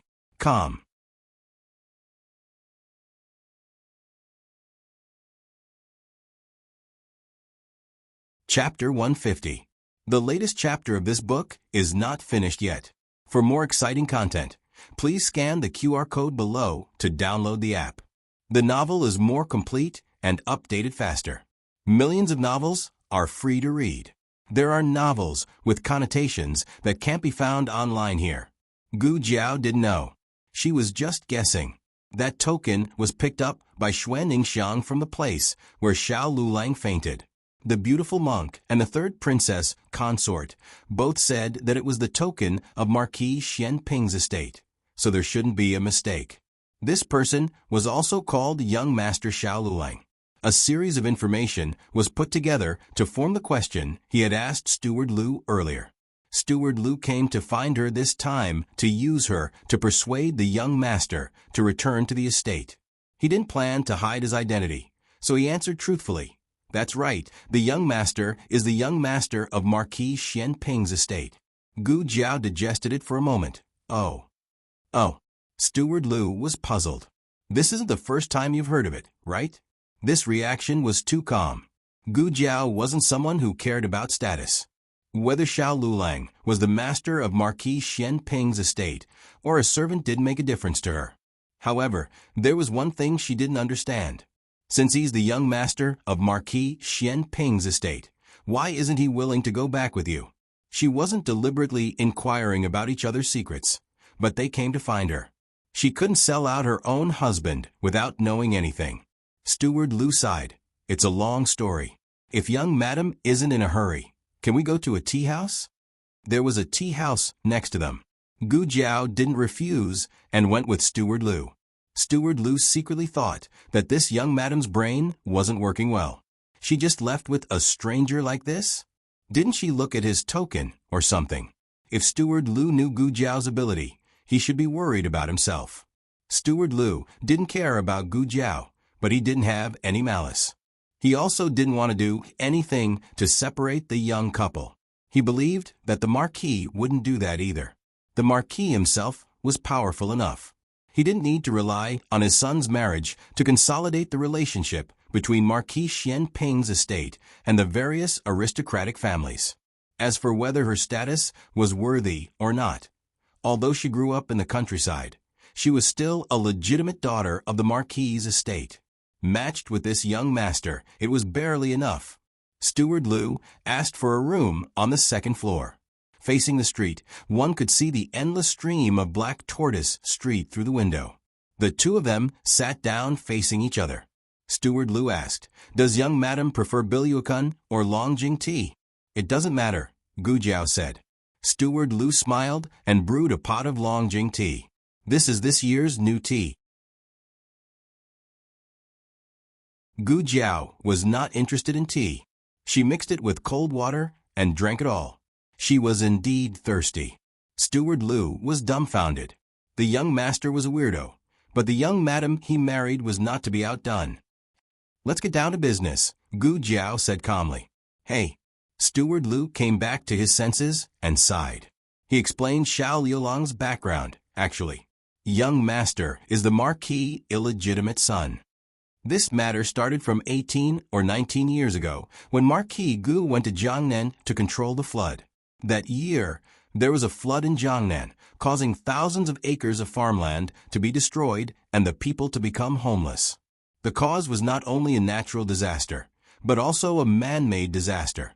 The silver used by the imperial court to build the dam was embezzled by the local officials. They cut corners on the construction of the dam and failed to stop the flood, causing irreparable damage. At that time, the Marquis was not as powerful as he was now. His Majesty sent him to Jiangnan to investigate the truth of the dam. The local tyrants tried to bribe the Marquis to hide the truth. The Marquis did not want to be with them.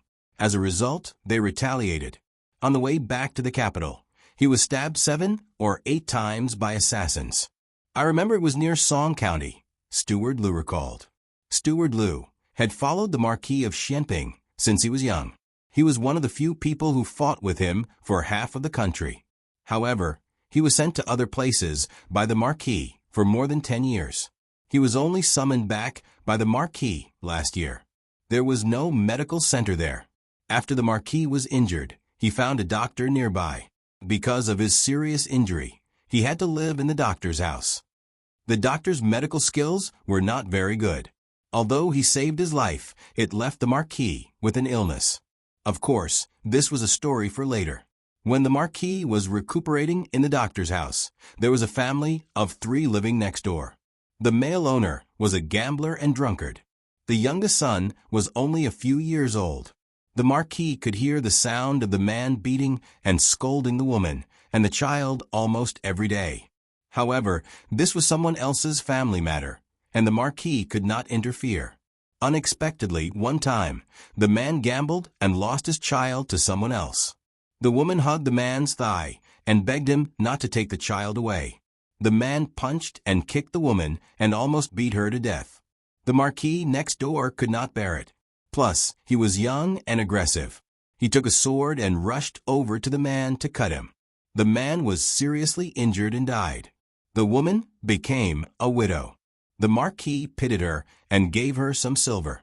Coincidentally, the doctor's relatives were victims of the flood. They brought their families to the doctor. There was no place to live in the doctor's house, and the Marquis could not go too far for treatment. "Benefactor, if you don't mind, you can live in my house," the woman said. There was no need for Steward Lu to say what happened after that. Gu Jiao could imagine it herself. The Marquis stayed there for half a year until his injury was completely healed. The Marquis asked her if she wanted to go to the capital with him. She hesitated. The Marquis did not like to force people, so he gave her a token and told her that if she thought it through, she could go to the capital to find him at any time. Steward Lu sighed. "Oh, the Marquis still doesn't understand women." Gu Jiao was not the person involved, so she did not comment. Steward Lu said, "Many years have passed since then. If the young master hadn't come to find the Marquis with that token and the Marquis's clothes 4 years ago, the Marquis wouldn't have known that she was pregnant and even secretly gave birth to their son." Gu Jiao asked, "You mean Xiao Lu Lang went to the capital 4 years ago?" Steward Lu, "Yes." Gu Jiao, "Did he live in the capital for a long time?" Steward Lu shook his head regretfully. "No, the young master came at a bad time. There were several murders in the capital, and the Marquis was in the Ministry of Justice. When he finally came back, something big happened. The young Marquis passed away. He was the only son of the Marquis. The Marquis suffered a great blow and did not see anyone. The young master gave the token to a servant, and after a long time, the servant reported it to the Marquis. The young master had already left the capital by then." Gu Jiao paused. "So he only lived in the capital for a few months?" Lu Guanxue thought for a while. "It should be less than a month." Gu Jiao thought for a while. "Oh."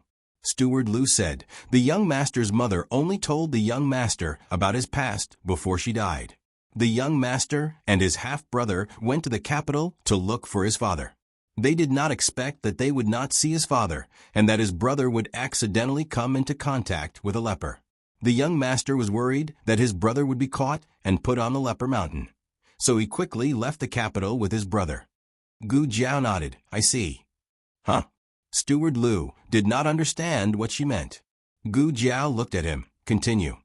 Steward Lu said, "After that, the Marquis sent people everywhere to look for the young master's whereabouts. It was not until last year that they found out that the young master was studying at the county town's Qianxiang Academy. The Marquis asked me to bring the young master back. I tried to persuade the young master many times, but the young master was still unable to let go of the past and refused to come back with me." Gu Jiao believed that what he said was true, but she did not know if there was anything else he did not say. Sometimes distorting a fact did not require lying, but only a little bit of the truth.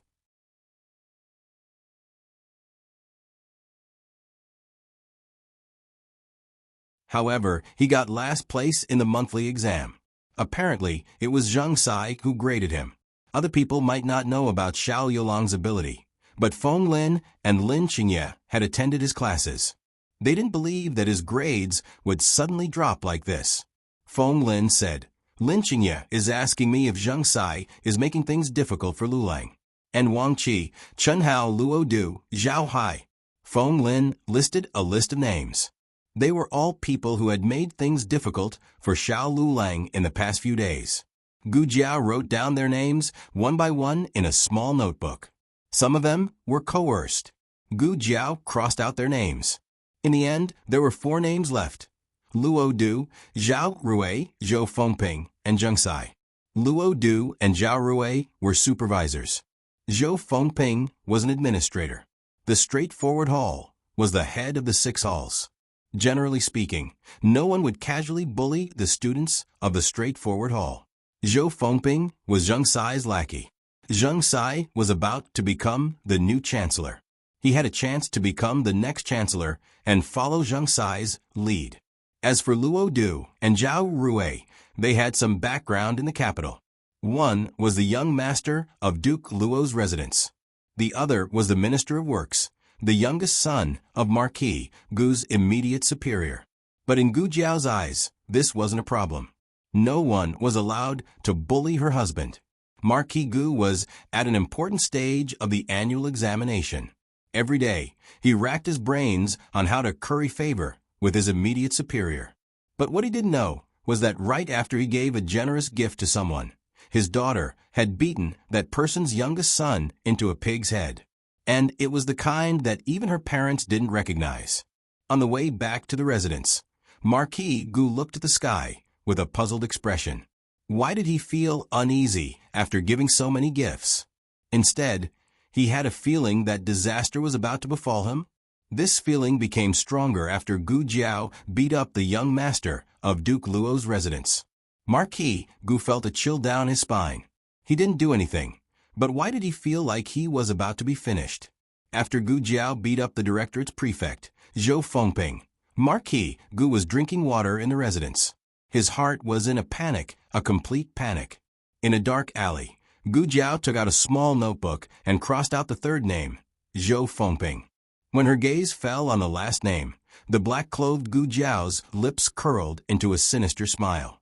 The latest chapter of this book is not finished yet. For more exciting content, please scan the QR code below to download the app. Novels are updated at a faster rate. Millions of novels are free to read.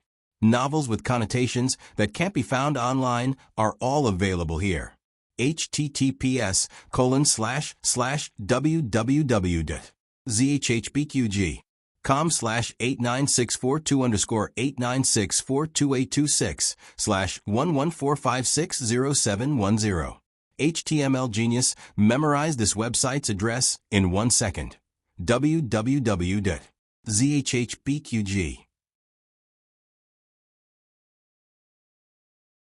Biku Go mobile reading website. mzhbqg.com.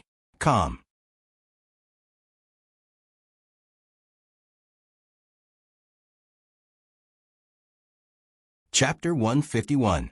The latest chapter of this book is not finished yet. For more exciting content, please scan the QR code below to download the app. Novels are updated even faster. Millions of novels are read for free. Novels with content that can't be found online are all available here. Zheng Sai had been very diligent recently. He was practically living in the Imperial College. After all, he was a substitute chancellor and would soon become a true chancellor. There was nothing wrong with putting on an act. Ever since Xiao Lulang ridiculed him for not having the right to enter Minghui Hall, he had coaxed and pestered Grand Tutor Zhuang. Grand Tutor Zhuang had also put in a good word for him in front of the emperor. Now, he had his own place in Minghui Hall. However, it was only the outer hall. He could only enter the inner hall after he became the chancellor. Zheng Sai stood in front of the door of the inner hall. His eyes were filled with greed. Soon, this official will be able to move in. After toiling for an entire day, he was a bit hungry. He wanted someone to send food over, but there was no place to eat in the outer hall. Only the inner hall had food. He could only walk out of Minghui Hall. The attendant outside the door walked over and asked him, "Sir, are you hungry? Do you want to return to Minghui Hall to eat something? What do you want to eat? This one will have someone make it for you." Ever since he moved into Minghui Hall a few days ago, Zheng Sai was no longer willing to return to Minghui Hall. He felt that Minghui Hall was no longer worthy of his current status. He waved his hand. "Forget it. I'll go outside and find something to eat." At the same time, he wanted to wake himself up. It was almost the end of the year. He still had a lot of official documents to deal with. He really was a diligent official. Zheng Sai felt good about himself as he walked out of the Imperial College. Because he had gone out, Gu Jiao had jumped over the wall to beat him up in Minghui Hall. Gu Jiao didn't know if he would return. She was hesitating whether to wait for him here or go out to find him when she heard a very light, breathing sound. There was someone hiding here. Could it be Zheng Sai? That guy was hiding? The black-clothed Gu Jiao propped herself up on the table and jumped over valiantly. She grabbed a figure from behind a pillar. "In the end, it's you?" Gu Jiao's raised little fist froze in midair. She immediately put her little fist down and stared at the other party seriously. "It's so late. What are you doing here instead of going home?" Xiao Lulang asked. "Why are you here again?" Gu Jiao was speechless. What made him even more speechless was that she was dressed in black, and he was also dressed in black. The same question flashed through their minds at the same time. "When did you buy black clothes behind my back?" In her previous life, Gu Jiao liked to dress in gaudy ways, but after coming here, her taste had changed. She mostly wore green clothes, while Xiao Lulang wore the white prison uniform of the Imperial College, or he usually wore white or blue clothes. In short, their clothes rarely clashed. "Gu Jiao, I didn't expect that our first time wearing couple outfits would be at such an occasion." Gu Jiao said seriously. "I asked first. You go first." Xiao Liulang's expression didn't change. "I'm here to meet someone and to get something." Gu Jiao said seriously. What a coincidence. Me too. Would anyone believe that a man who went home after school came to the teacher's office in the middle of the night without his wife's knowledge? Oh, someone would believe that a little girl from outside came to the Imperial College? The young couple looked at each other with a serious face. They were the epitome of lying without batting an eyelid. Xiao Lulang opened his mouth. Someone's coming. Gu Jiao suddenly raised her hand to cover his mouth and frowned vigilantly. Xiao Lulang was covered by her soft little hand and almost couldn't breathe. He patted her shoulder. Gu Jiao put her index finger on her lips. Xiao Lulang pointed at her hand. It's enough that you covered my mouth. Why did you cover my nose as well? I can't breathe. Oh, I'm sorry. Gu Jiao removed her hand and hid behind a pillar with him. Gu Jiao was thinking that if it was Zheng Sai who came, she would first knock her husband out with a palm strike and teach him a lesson. Then she would carry her husband back. Unfortunately, it wasn't Zheng Sai who came. It was Li Sai. He was the deputy minister, and his position was slightly lower than Zheng Sai's. He was an upright official. Xiao Lulang didn't want to hurt him. Gu Jiao also didn't want to hurt anyone who wasn't on the list. The two of them held their breaths at the same time. Sir, it's already so late. Why don't you come back tomorrow? How can that be? I have something urgent to report to Zheng Sai. If I wait until tomorrow, it might be too late. If something happens, will you take responsibility? Hearing him say this, the two servants didn't dare to stop him and let him enter Minghui Hall. Minghui Hall was always guarded. Gu Jiao could enter because she was a secret agent in her previous life. She had done this kind of thing many times. But how did Xiao Lulang get in? Gu Jiao looked at him strangely. Xiao Lulang pretended not to see her little gaze. Li Sai entered the outer hall of Minghui Hall. You two go down and guard. Don't let anyone barge in. I'll wait here for Zheng Sai. Li Sai had a good reputation in the Imperial College. He was an upright and honest person. The two servants didn't suspect him and hurriedly went to guard the main door. Xiao Lulang and Gu Jiao thought that he was here to find Zheng Sai. Who would have thought that as soon as the two servants left, Li Sai would start rummaging through Minghui Hall. This was the outer hall. It wasn't very big, but it wasn't small either.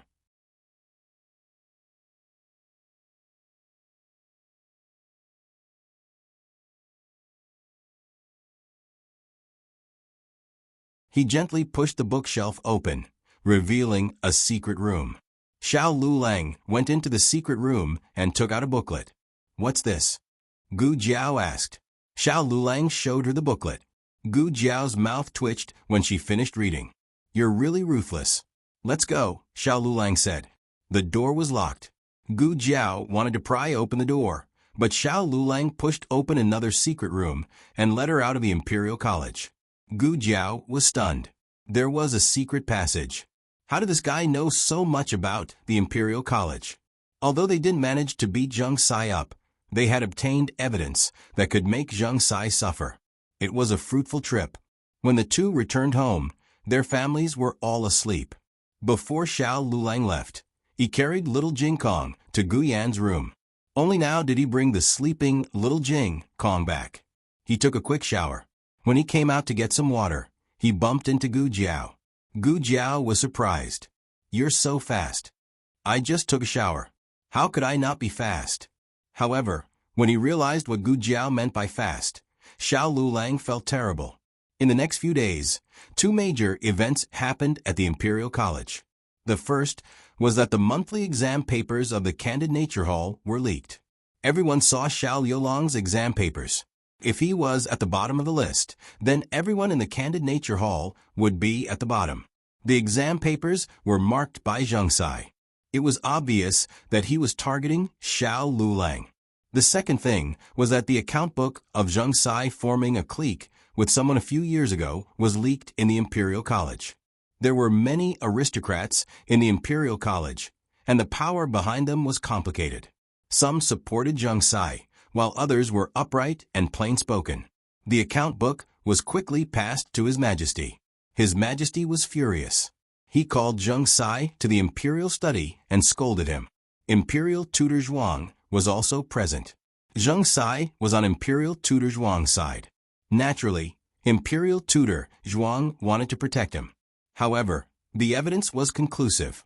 It was not easy to protect him. After leaving the palace, Imperial tutor Zhuang asked in disappointment, "What happened? Didn't I tell you to destroy it long ago? Why did you still keep it?" Zheng Sai felt wronged. I probably left it out when I was destroying it. I just happened to leave this one out. Someone picked it up. Imperial tutor Zhuang said, "Then why did you only reveal it now? Think about it. Did you offend someone recently?" "No, I just what?" Zheng Sai stammered as he told Imperial tutor Zhuang about Xiao Lulang. "He's just a poor scholar from a small county. It's not like I offended him. If the other party's status was higher than his, it would be considered offending him. Xiao Lulang was just a small character. At most, it could only be called bullying." Zheng Sai's expression changed. "Could it be this kid?" Imperial tutor Zhuang said indifferently. "A poor kid from the countryside doesn't have that kind of ability. It's most likely that someone doesn't want to see this old man sit on the position of Chancellor of the Imperial College. That's why they destroyed this old man's stage at the critical moment." Zheng Sai said in a daze, "Who could it be?" Imperial tutor Zhuang stood on the high steps and looked in the direction of Marquis Xuanping's estate. He sneered. "Under the heavens, who would dare to oppose this old man other than that person? Digression, when you're at home, trouble falls from the sky. Marquis Gu, my daughter is about to kill me. Oh Marquis Xuanping, what a coincidence. My son is the same." The latest chapter of this book is not finished yet. For more exciting content, please scan the QR code below to download the app. Novels are updated even faster. Millions of novels are free to read. Novels with content that can't be found online are all available here.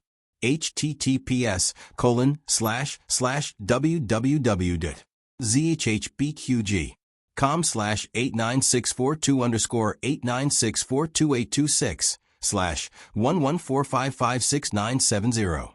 HTML Genius memorized this website's address in 1 second.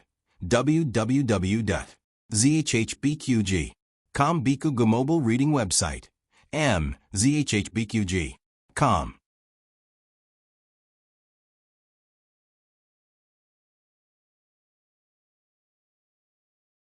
Chapter 152. The latest chapter of this book is not finished yet. For more exciting content, please scan the QR code below to download the app. Novels are updated even faster. Millions of novels are free to read.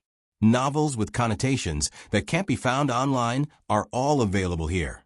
After Grand Tutor Zhuang finished reprimanding Zheng Sai, he returned to the imperial study to appease the emperor.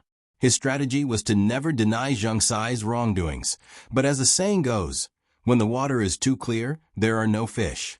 Something that can be seen is always better than something that can't be seen. Moreover, this was an old debt from a few years ago. Since Zheng Sai didn't do anything similar again, it proved that he was remorseful. He begged the emperor to give him a chance to turn over a new leaf. Moreover, the Imperial College was in an awkward state where there was no one more suitable than Zheng Sai to be the chancellor. Li Sai was still young and didn't have enough experience. His methods were also inexperienced, so he couldn't control the group of stubborn old men. Sometimes, people like Zheng Sai, who were both cunning and capable, could become a sharper knife that could cut through thorns for the emperor. Why else would Grand Tutor Zhuang be called capable? Normal people wouldn't dare to say this when analyzing a problem, but the emperor felt that these words were sincere. He also hoped that the imperial court of Zhao country would be clean and honest. But just as Grand Tutor Zhuang said, a knife that was too honest was too blunt and not easy to use. A knife that was too sharp would only scratch the hand a little. It was too difficult to find a knife that was sharp and wouldn't hurt oneself. If only the old chancellor was here in the end, the emperor was appeased. He kept Zheng Sai's official position and made him the chancellor of the Imperial College in a few days. He only fined him half a year's salary as a warning to others. To outsiders, the account book was actually forged to slander Zheng Sai. Zheng Sai stood guard outside the palace. When he saw Grand Tutor Zhuang come out, he sincerely bowed. Grand Tutor Zhuang has given me a new life. In the future, I will go through water and tread on fire for Grand Tutor Zhuang. Grand Tutor Zhuang coldly said, "Don't think that you can sit back and relax just because the emperor won't pursue this matter. In the future, don't be willful and act rashly, and let others have something to use against you." Zheng Sai broke out in a cold sweat. He bowed and said, "Yes, I will remember." Grand Tutor Zhuang then said, "There's also the matter of the monthly exam. You have to think of a way to cover it up." Yes. Zheng Sai returned to the Imperial College with a toothache. Xiao Lulang was sitting under the shade of a tree, tutoring Lin Qingye. When he saw Zheng Sai rushing over angrily, he glanced at him indifferently. Zheng Sai suddenly had an intuition that this was Xiao Liulang's doing. But it was strange, wasn't it? The monthly exam papers were hidden in the secret compartment behind the murals, and the account books were hidden in the secret chamber of Ming Hui Hall. How did Xiao Lulang have the ability to know so many of his secrets? How did he get past the guards and sneak into Ming Hui Hall without being discovered? Zheng Sai's heart was like a ball of fire, burning him to the point that he couldn't go up or down. Xiao Lulang casually shifted his gaze away.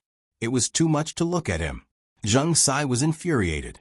Regardless of whether it was this brat or not, he hated this brat to the core. However, he couldn't do anything to this brat. Zheng Sai. Lin Qingye discovered the other party. Xiao Lulang handed the completed exam papers to Lin Qingye, circling the areas that he hadn't written carefully enough. Then Xiao Lulang indifferently looked at Zheng Sai. "Zheng Sai, are you here to apologize?" "Apologize? Apologize for what?" Zheng Sai was stunned. Xiao Lulang indifferently brushed his wide sleeves and leisurely said, "My exam paper. I didn't seem to get a single question wrong. How did Zheng Sai determine my grade? Could it be that the rumors are true? That Zheng Sai is deliberately targeting me?" "Yes. So what if I'm targeting you? If you have the ability, bite me." Zheng Sai dared to say this 2 hours ago, but now he couldn't. Zheng Sai said with a fake smile, "I clearly told them that I was in first place. I don't know how they misheard and made you first from the bottom." "Oh." Xiao Lulang raised his eyebrows. "Then I'll have to trouble Zheng Sai to change my grade?" Zheng Sai clenched his fists so tightly that his knuckles cracked and the veins on his forehead bulged. Change it immediately. Not only did Zheng Sai have to change Xiao Liulang's grade, but he also had to publicly apologize to Xiao Lulang. This was an order that Grand Tutor Zhuang had given him. If he couldn't even endure this much humiliation, then he didn't deserve to be Grand Tutor Zhuang's weapon. Zheng Sai felt so good when he bullied Xiao Lulang that his apology would be as loud as a slap in the face. Zheng Sai tightly clenched his fists. "Just you wait. One day, when I become the Chancellor of the Imperial College, you'll get it." Meng School ended earlier than the Imperial College, so little Jing Kong would usually stay in the classroom to do his homework and wait for Xiao Lulang to pick him up. Today, the last class in Candid Classroom was self-study, so he didn't have to go. Xiao Lulang went to the Meng School to pick up little Jing Kong. "You're skipping class again." Little Jing Kong looked at him with his hands on his hips. "I don't have class," Xiao Lulang said. Little Jing Kong crossed his arms and looked serious. "Isn't self-study a class?" "Xiao Lulang, are you the parent or am I the parent? Let's go."